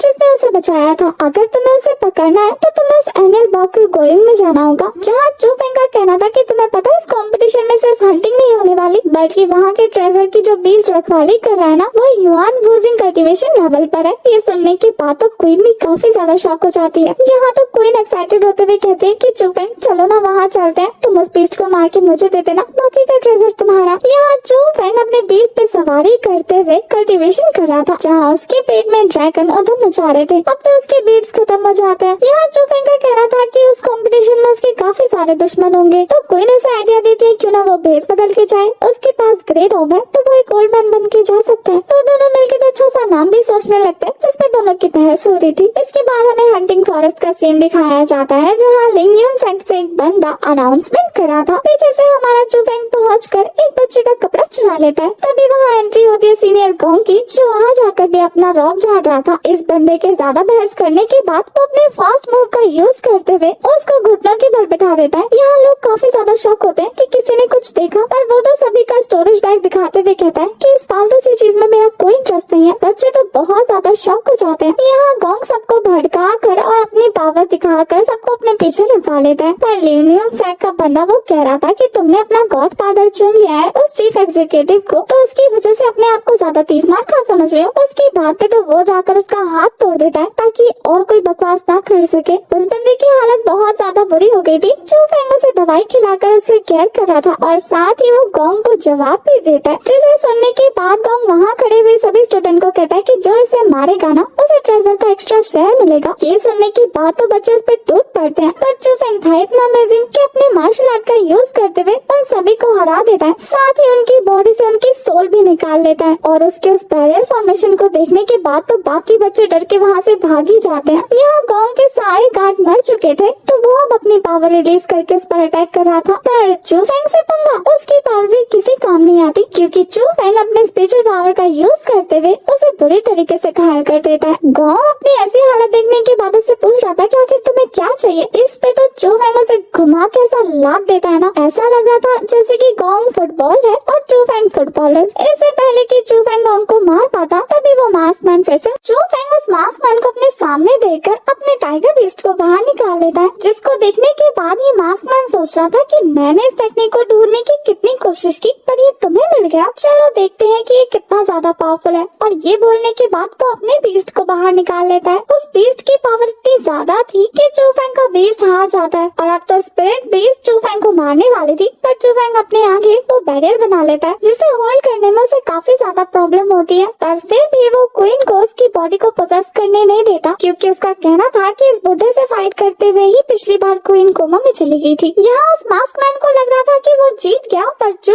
फैंग अपने बैरियर का यूज करते हुए उसके बीस्ट वाले अटैक को डिस्ट्रॉय करके अपने एयर का पावर यूज करके वहाँ से उड़ जाता है। उसे उड़ता देखकर ये बंदा बहुत ज्यादा शॉक हो गया था, क्योंकि ऐसा पूरे वर्ल्ड में सिर्फ एक ही बंदा था। और अब उसे दूसरे नंबर पे हमारा चू फैंग दिखता है। गोंग तो उस मास्कमैन से नाराज होकर वहाँ से जाने लगता है, पर चीफ एग्जीक्यूटिव उसे और ज्यादा स्ट्रॉन्ग होने को कहते हैं अगर चू फैंग को हराना है तो। गोंग ने तो खुद इतने पावरफुल इंसान को उसके सामने हारते देखा, तो वो अब चू फैंग के साथ कोई फाइट नहीं करना चाहता था। पर चीफ एग्जीक्यूटिव फिर से उसे बहलाते हुए कहते हैं कि तुम बहुत ज्यादा टैलेंटेड हो, अगर तुम मेरे साथ रहोगे तो तुम बहुत ज्यादा पावरफुल भी हो जाओगे। उनकी बातों से इन्फ्लुएंस होकर गोंग फिर से मान जाता है। दूसरी तरफ क्वीन को दिखाया जाता है, जो चू फैंग के उस डिसीजन से काफी ज्यादा इम्प्रेस हो गई थी कि उसने जान पे खेल कर उसकी जान बचाई। चू फैंग को उड़ते हुए उस फॉरबिडन एरिया में घर नजर आता है, जहाँ से काफी ज्यादा पावर निकल रही थी, तो क्वीन उसे वहाँ से भागने को कहती है, क्योंकि यहाँ पे ब्लू रॉब स्वॉर्ड मास्टर रहता है। ये सुनने के बाद चू फैंग काफी ज्यादा शॉक होते हुए वहाँ का रास्ता बदल लेता है, क्योंकि ऑब्वियस ही बात है अभी वो इतना स्ट्रॉन्ग तो नहीं है ना कि ऐसे ब्लू रॉब वाले बंदे से पंगा ले सके। इसके बाद चू फैंग को उस ट्रेजर वाले जंगल में दिखाया जाता है, जहाँ वो चुपके ये देख रहा था कि काफी सारे बीस्टों की फाइट बच्चों से हो रही है। तो वो क्वीन को कहता है कि तुम्हारे लिए तो इतना काफी होगा ना। जो बच्चे मॉन्स्टर के साथ फाइट कर रहे थे वो काफी ज्यादा पावरफुल थे।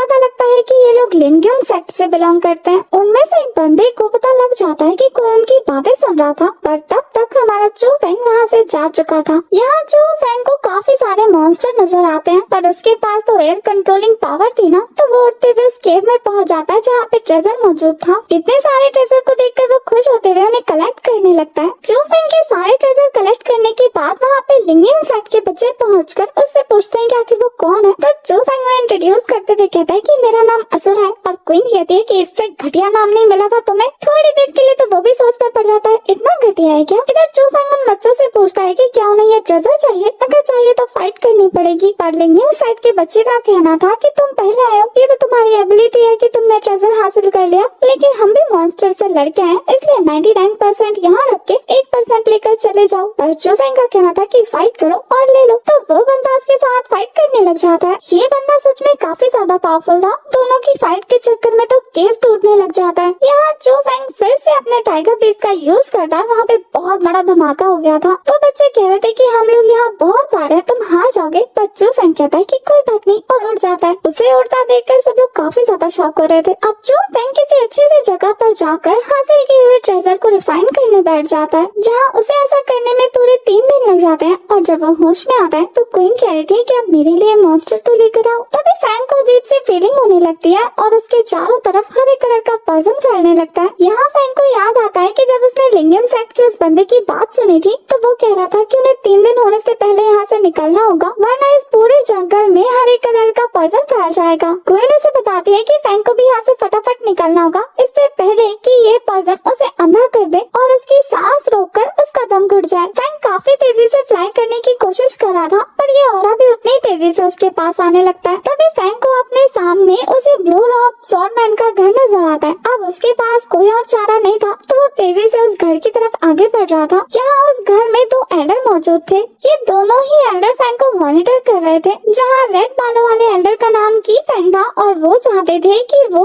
चू फैंग की हेल्प करे, पर वो ब्लू रॉब वाले एल्डर का कहना था कि वो नहीं चाहते कि कोई भी आउटसाइडर ये जाने कि वो यहाँ रहते हैं, इसलिए वो की फैंग को मना कर देते हैं। पर की फैंग जबरदस्ती चू फैंग को बचाने के लिए बाहर आ जाता है, जहाँ चू फैंग की हालत बहुत ज्यादा खराब हो चुकी थी। तो ये बंदा चू फैंग को बचाने के लिए इसे अपना टोकन दे देता है। ये टोकन एक तरीके का पावरफुल अरे था जो उस ब्लू पॉइजन को अपने से दूर रखता है। क्वीन का कहना था कि उसे इस तरीके का अरे बनाना आता है। तभी उस पॉइजन में खड़े रहने की वजह से की फैंग की भी हालत काफी ज्यादा खराब हो जाती है। तो उसकी जान बचाने के लिए चू फैंग उसे अपना वाला टोकन थमा देता है और फिर फटाफट केव से नीचे कूद गया था। और वापस आते हुए वो फिर से एल्डर का थैंक यू करते हुए वहाँ से निकल जाता है। एल्डर को तो डर लग रहा था कि चू फैंग कहीं मर न जाए, पर तभी दूसरे एल्डर आकर बताते हैं कि चू फैंग के पास एक अमेजिंग एबिलिटी है कि वो किसी भी फॉर्मेशन को कॉपी कर सकता है, और उसने इस पावरफुल अरे फॉर्मेशन को कॉपी कर लिया। लगता है ये दुनिया बदलने वाली है, क्योंकि काफी सारे जीनियस आ चुके हैं। दूसरी तरफ चू फैंग को दिखाया जाता है उसने क्वीन की मदद से सच में एक कॉपीड एरे बना लिया था, जिसका यूज करते हुए वो स्पॉक को हटाते हुए आसपास बीस्ट ढूंढने लगता है। पर देखने से ऐसा लग रहा था कि सभी मरे हुए बीस्ट को वो लिंगियन सेट का बंदा लेके चला गया। तब चू फेंग ये जानने के बाद काफी ज्यादा खुश हो रहा था कि इस पूरे के पूरे जंगल में सिर्फ वो और क्वीन मौजूद है। तो वो दोनों जम के काफी सारे बीस्ट को कल्टीवेट कर रहे थे, काफी सारे ट्रेजर को कल्टीवेट कर रहे थे, और ऐसा करते हुए उन दोनों को 6 महीने गुजर जाते हैं, जहाँ दोनों ही काफी ज्यादा पावरफुल हो गए थे। हमारा चू फेंग तो युनवुयांग यानी कि श्वान वो 5th लेवल पर पहुंच जाता है। जब इस बारे में उन दोनों एल्डर को पता लग रहा था तो वो सोचते हैं ये सच में कोई जीनियस है। वैसे यहाँ दूसरे वाले एल्डर को ये तक पता था कि हमारे चू फेंग की फाइट होने वाली है, जिसके लिए वो किंग ऑफ सेट जाने वाला है। एल्डर की फेंग किलिन मैंशन में काफी पावरफुल पोजीशन पर थे, तो वो चू फेंग की वो फाइट देखना चाहते थे। यहाँ अपने भाई को परेशान देखकर वो एल्डर युआन से पूछ रहे थे कि आखिर उन्हें क्या चाहिए, जहाँ एल्डर युआन बताते हैं कि काफी सालों पहले वो किएंशु सिटी की तरफ से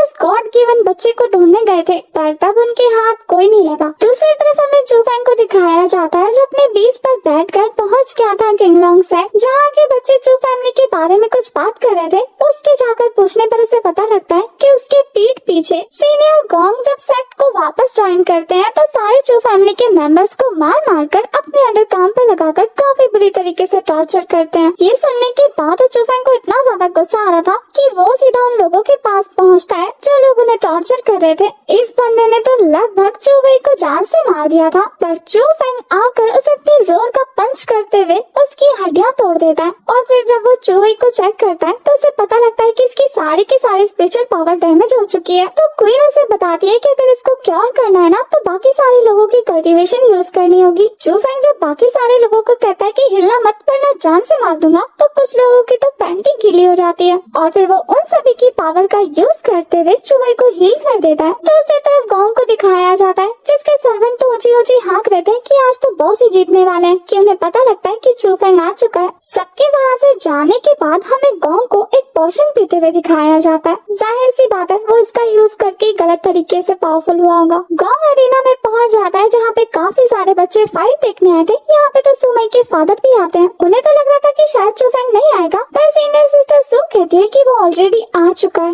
इसके बाद वहाँ पर गाइड गैंग के ग्रे रॉक वाले मेंबर्स आ जाते हैं, जिन्हें देखने के बाद सब लोग काफी ज्यादा शॉक हो रहे थे कि ये लोग यहाँ कैसे आ गए। चीफ एल्डर खुद पहुँचते हैं इनके स्वागत के लिए। इनका कहना था कि ये लोग चू फेंग की हेल्प करने आए हैं। यहाँ सब लोग ये जानकर भी हैरान होते हैं कि चू फेंग एक ग्रे रॉब स्पेशलिस्ट बन गया है। यहाँ सुमई के फादर काफी ज्यादा खुश हो रहे थे और सीनियर सिस्टर सू कहती है कि कहीं आप हम दोनों की शादी उस एक लड़के से करने की तो नहीं सोच रहे हैं ना। पर यहाँ गोंग के नकली फादर कहते हैं कि अगर इस फाइट में मेरा बेटा जीत जाए ना तो अपने दोनों बेटी की शादी मेरे बेटे से कर देना। इस पे तो सुमई के फादर काफी ज्यादा गुस्सा हो जाते हैं। यहाँ तो वो दोनों की दोनों बेटियां अपने फादर को ये कहते हुए चुप करा देती है कि उस लड़के पर क्या क्या बीती आपको पता भी है, आपको तो बस शादी करवाने की पड़ी है, वो भी अपने मतलब के लिए। यहाँ पे चीफ एल्डर अनाउंसमेंट करते हैं कंपटीशन स्टार्ट करने को। इधर दूसरी तरफ गोंग को दिखाया जाता है जो सबको ये कन्विंस करने की कोशिश कर रहा था कि ये फाइट इस वजह से हो रही है क्योंकि जब चू फेंग आया था तब वो बहुत ज्यादा एरोगेंट था, खुद को सही साबित करते हुए उसको गलत दिखाने की कोशिश कर रहा था। बाकी बच्चों को तो पता है, वो तो उसकी बातें सुनने के बाद मुंह बना रहे थे। यहाँ तो वो ये तक कह देता है कि देखो मैं कितना बहादुर हूँ, अभी फाइट के लिए आ गया, पर वो बदतमीज झूठा अभी तक नहीं आया। पर तभी चू फेंग आते हुए कहता है कि मरने की इतनी जल्दी है कि मेरा इंतजार नहीं हो रहा। अरीना में पहुँचने के बाद वो तो अपनी पावर रिलीज करता है जो काफी ज्यादा खतरनाक लग रही थी। ये देख के गोंग भी रिलीज करता है, वो भी कम पावरफुल नहीं था,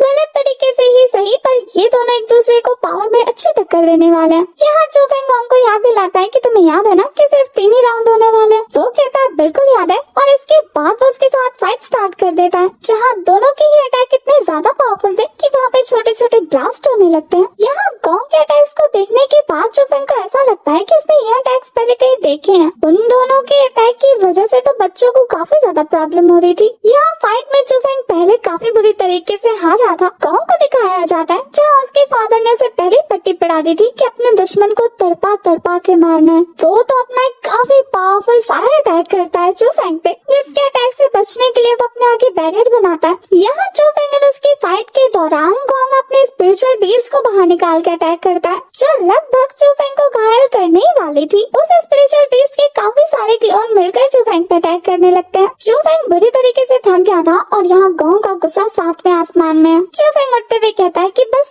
तुम्हारे पास इतना ही है और कुछ नहीं कर सकते। ये सुनने के बाद तो वो उस चीफ एग्जीक्यूटिव की तरह ही काफी खतरनाक बीस्ट को बाहर निकालता है, जिससे बचने के लिए चूफेंग फिर से अपने आगे उस बैरियर शील्ड को यूज कर रहा था। इस बीस्ट के अटैक करने की वजह से वहाँ पे काफी बड़ा धमाका होता है, जिसमें चूफेंग की हालत बहुत ज्यादा बुरी हो जाती है। सब तो डर गए थे कि कहीं से कुछ हो ना गया हो। सुमई तो रोने लगती है, पर सीनियर सिस्टर सू कहती है कि अभी भी जिंदा है, मैं इसकी सांसों को फील कर सकती हूँ। सब लोग तो गॉन्ग के जीतने पर चेक करने लगते हैं, मतलब ऑब्वियसली जो उसके सपोर्ट में थे वो तो सोच रहा था कि फाइनली ये फाइट खत्म हुई, पर अचानक से अरीना में सबको शांत देखने के बाद उसे गड़बड़ फील होती है। जब वो पलट के देखता है तो चूफेंग कह रहा था कि तुम्हारे 3 मूव्स खत्म हो गए और फिर वो तेजी से उसके पीछे आ जाता है। वो तो बुरी तरीके से डर गया था। यहाँ चूफेंग कहता है कि 3 राउंड्स ऑलरेडी गुजर गए और मैं अभी भी सीधा खड़ा हूँ और 3 राउंड्स का यूज करना है। वैसे ये लाइफ और डेथ का गेम होने वाला था, जहाँ चूफेंग के जीतने पर हमारे गॉन्ग को सुसाइड अटेम्प्ट करना था। तो अब गॉन्ग ने चूफेंग को मारा नहीं है, तो उसे सुसाइड करना था, तो वो स्वॉर्ड को उठाता है, पर खुद को हिट करने के लिए नहीं बल्कि चूफेंग को हिट करने के लिए। चूफेंग भी कहाँ कम है, तो अपने टाइगर स्पिरिट को बाहर निकालकर उसे बुरी तरीके से घायल कर देता है।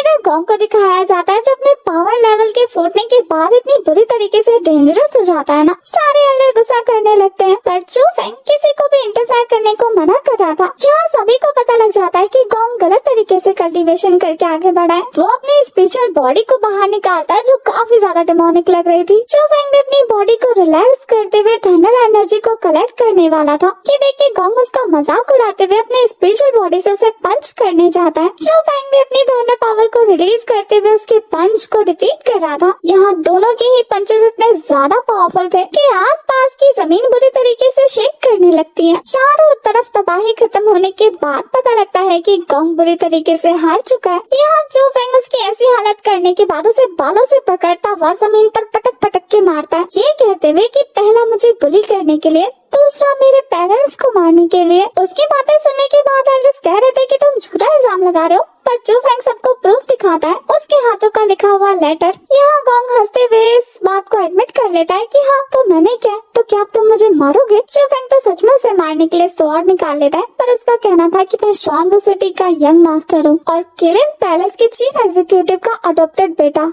अब मार सकते हो। उसके ऐसा बोलते ही सबको पता लग जाता है कि वहाँ पे चीफ एग्जीक्यूटिव काफी सारे सोल्जर्स के साथ एंट्री मार चुके हैं। अब ऑब्वियस सी बात है ना, ये बुढ़ा अपने बेटे को मरने थोड़ी ना देगा। वो बुढ़ा तो चूफेंग को धमकी दे रहा था कि इसे मार के दिखाओ। गॉन्ग की हंसी देखने के बाद तो चूफेंग का दिल कर रहा था कि उसका गला काट दे, पर उसकी फैमिली की जान दांव पर लगी हुई थी, तो वो उसे छोड़ देता है। ये देखने के बाद वो हंसने लगा था, पर चूफेंग उसे कहता है कि तुम्हें अपने फादर का बदला लेना होगा। उसकी इस बात पे चीफ एग्जीक्यूटिव उन पर अटैक करके उन्हें घायल कर देता है, और ये देखने के बाद चूफेंग स्वॉर्ड लेकर उसका गला काटने जाने वाला था। गॉन्ग के दोनों फादर से बचाने के लिए आगे बढ़ते हैं, पर कोई फायदा नहीं होता। चूफेंग उसे मार डालता है। ये देखने के बाद चीफ एग्जीक्यूटिव का गुस्सा 7वें आसमान पे पहुंच गया था। वो अपनी पावर रिलीज करते हुए चूफेंग पे अटैक करने लगते हैं। बाकी सारे एल्डर उसे बचाने के लिए आगे आ रहे थे, पर तभी चीफ एग्जीक्यूटिव के सभी गार्ड सभी लोगों को मारने लगते हैं, और यहाँ चीफ एग्जीक्यूटिव कह रहा था कि आज मैं अपने साथ यहाँ सभी लोगों की बलि चढ़ाऊंगा। चूफेंग उन्हें रोकने की काफी ज्यादा कोशिश कर रहा था, पर कोई फायदा नहीं होता।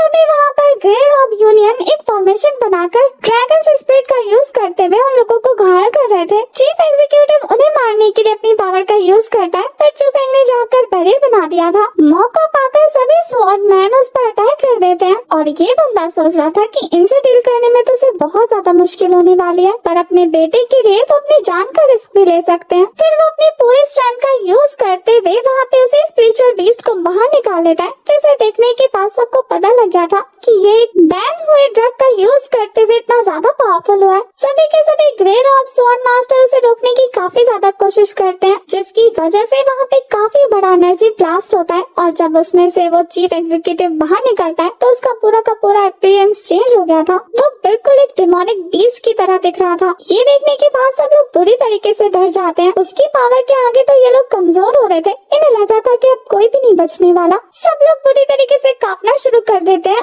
और ये डिमोनिक बंदा एक एक को पकड़ के मार रहा था। यहाँ चूफेंग उसे रोकने के लिए कहता है कि मैंने तेरे बेटे को मारा तो तू मुझे मार। तो ये सुनने के बाद उसका सारा फोकस चूफेंग पे चला जाता है। वो बंदा चूफेंग को उसी नाइफ से खुद की जान लेने को कह रहा था। वो तो एक एक करके सभी लोगों को मार रहा था, चाहे वो उसके अपने हो या पराए। ये देखने के बाद चूफेंग काफी बुरी तरीके से डर जाता है। इससे पहले ये बंदा सीनियर सू और सुमे को मार पाता, चूफेंग अपने आगे स्वॉर्ड ले लेता है खुद को मारने के लिए। चूफेंग को खुद को मारता देखकर क्वीन उसे रोकती है कि तुम अपनी बॉडी मुझे दो। मैं इसे रोकने की कोशिश करती हूँ पर वो मना कर देता है। वो तो क्वीन के आसपास बैरियर लगा देता है ताकि वो उसकी बॉडी को पोजेस ना कर पाए। चूफेंग तो अपने गले में स्वॉर्ड घुसाने ही वाला था। ये देख के सब लोग बुरी तरीके से शॉक हो जाते हैं। इससे पहले कि चूफेंग के गले पे वो नाइफ चलती, वहाँ पर एल्डर कीफेंग पहुँच जाते हैं, जिन्हें देखने के बाद तो ये बंदा पूरी तरीके से डर जाता है। जब एल्डर अपनी पावर रिलीज करते हैं तो ये बंदा देखकर डर जाता है कि ये हेवन लेवल पर पहुँच चुके हैं। इसके बाद पता लगता है एल्डर कीफेंग के बारे में कि ये चीफ मैनेजर है किनिन मैंशन के। ये बंदा फिर से अपनी टाइगर स्पिरिट निकाल कर उसके ऊपर अटैक कर देता है, पर चीफ मैनेजर इतनी बुरी तरीके से रोर करते हैं ना, सब लोगों के कान के पर्दे बस फटने ही वाले थे। इस अटैक की वजह से वो बंदा बहुत बुरी तरीके से घायल हो जाता है और चीफ मैनेजर आकर उसे समझा रहे थे कि गलत तरीका अपनाया तो यही हाल होगा। यहाँ चीफ मैनेजर उसके पास से उसका स्टोरेज बैग लेते हुए कहते हैं कि बाकी सारे लोगों को हील करने की जिम्मेदारी उनकी, क्योंकि उनके मेंशन के बंदे ने सबको घायल किया है। पर जैसे ही वो स्टोरेज बैग को खोलते हैं उन्हें वो लेटर मिल जाता है, जिसे तो वो जोर जोर से पढ़ रहे थे और सारा सच गोंग का सबके सामने आ गया था। गोंग के फादर तो काफी ज्यादा गुस्सा हो जाते हैं ये सुनने के बाद कि गोंग उनका बेटा नहीं था। यहाँ सब लोग चीफ को थैंक यू बोल रहे थे और चीफ तो वहाँ से वापस जाने की तैयारी करने लगते हैं, पर उन्हें कहीं भी वो आसमान नजर नहीं आता। और यहाँ पता लगता है कि उस मास्क मैन को तो गोंग के फादर उठा के ले आए पीटने के लिए। यहाँ मास्क मैन को पता लग जाता है कि ये बंदा उसे मारने के बाद सारा इल्जाम चूफेंग पे लगाकर किंग पैलेस की तरफ से उसे मरवा देगा। वो तो इस पे हामी भरा था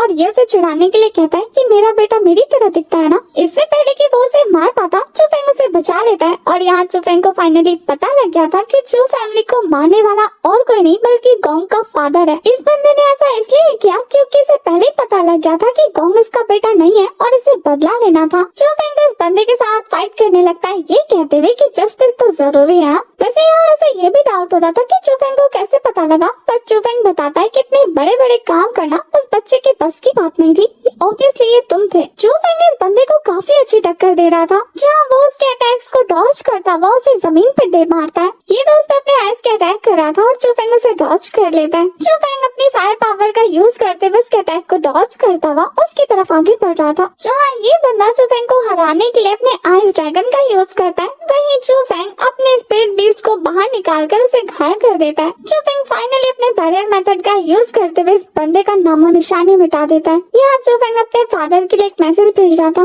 कि उसने उनका रिवेंज ले लिया। क्वीन भी काफी ज्यादा खुश होती है। यहाँ क्वीन कहती है कि अब तुम्हारा आगे का प्लान क्या है, तुमने अपने दुश्मनों को निपटा दिया तो क्या तुम अब शादी करना चाहते हो सुमई से। वो कहता है कि नॉट इंटरेस्टेड। तो इस पे वो कहती है अच्छा तो तुम अपने सेट जाकर खुद को और ज्यादा पावरफुल करना चाहते हो, वहाँ की बुक हासिल करने के बाद तुम ब्लू रॉब स्वॉर्डमैन बनना चाहते हो और उसके बाद जाकर उस मंकी को भी तो बचाना है। पर चूफेंग कहता है कि इनमें से ऐसा कुछ भी नहीं है जो वो करना चाहता है, बल्कि उसे तो ये जानना है कि उसके पेरेंट्स कौन थे और उन्होंने उसकी स्पिरिचुअल वर्ल्ड में तुम्हें क्यों डाला, चूफेंग को क्यों छोड़ा, और साथ ही उसे और ज्यादा स्ट्रॉन्ग बनना होगा ताकि वो क्वीन को अपने अंदर से बाहर निकाल सके। क्वीन तो काफी ज्यादा खुश हो जाती है और वो लोग अपनी इस जर्नी पर फिर से निकल जाते हैं। इसी के साथ इस सीरीज की एक्सप्लेनेशन होती है खत्म। सीजन 1 के सारे एपिसोड इसमें एक्सप्लेन हो चुके हैं और नेक्स्ट सीजन जैसे ही आएगा मैं इसको एक्सप्लेन कर दूंगी। तो आप कमेंट में ये मत कहना है कि नेक्स्ट सीजन कब आएगा कब आएगा कब आएगा, क्योंकि मेरे बाप का नहीं है वो। इसलिए जब राइटर का मन करेगा वो लिख देगा और जब कंपनी का मन करेगा वो अपलोड कर देगा, और जैसे ही वो अपलोड करेगा मैं आप लोगों के लिए एक्सप्लेनेशन लेकर आ जाऊंगी। तब तक दीजिए इस वीडियो को बहुत सारा प्यार और कमेंट करके ये जरूर बताना कि आपको एपिसोड एक्सप्लेनेशन कैसी लगी, और मेरी इतनी बड़ी मेहनत के लिए एक लाइक भी कर देना। चैनल पर नई नई वीडियोस आती रहेंगी तो उन्हें भी देखने के लिए सब्सक्राइब जरूर करना। तब तक के लिए बाय बाय।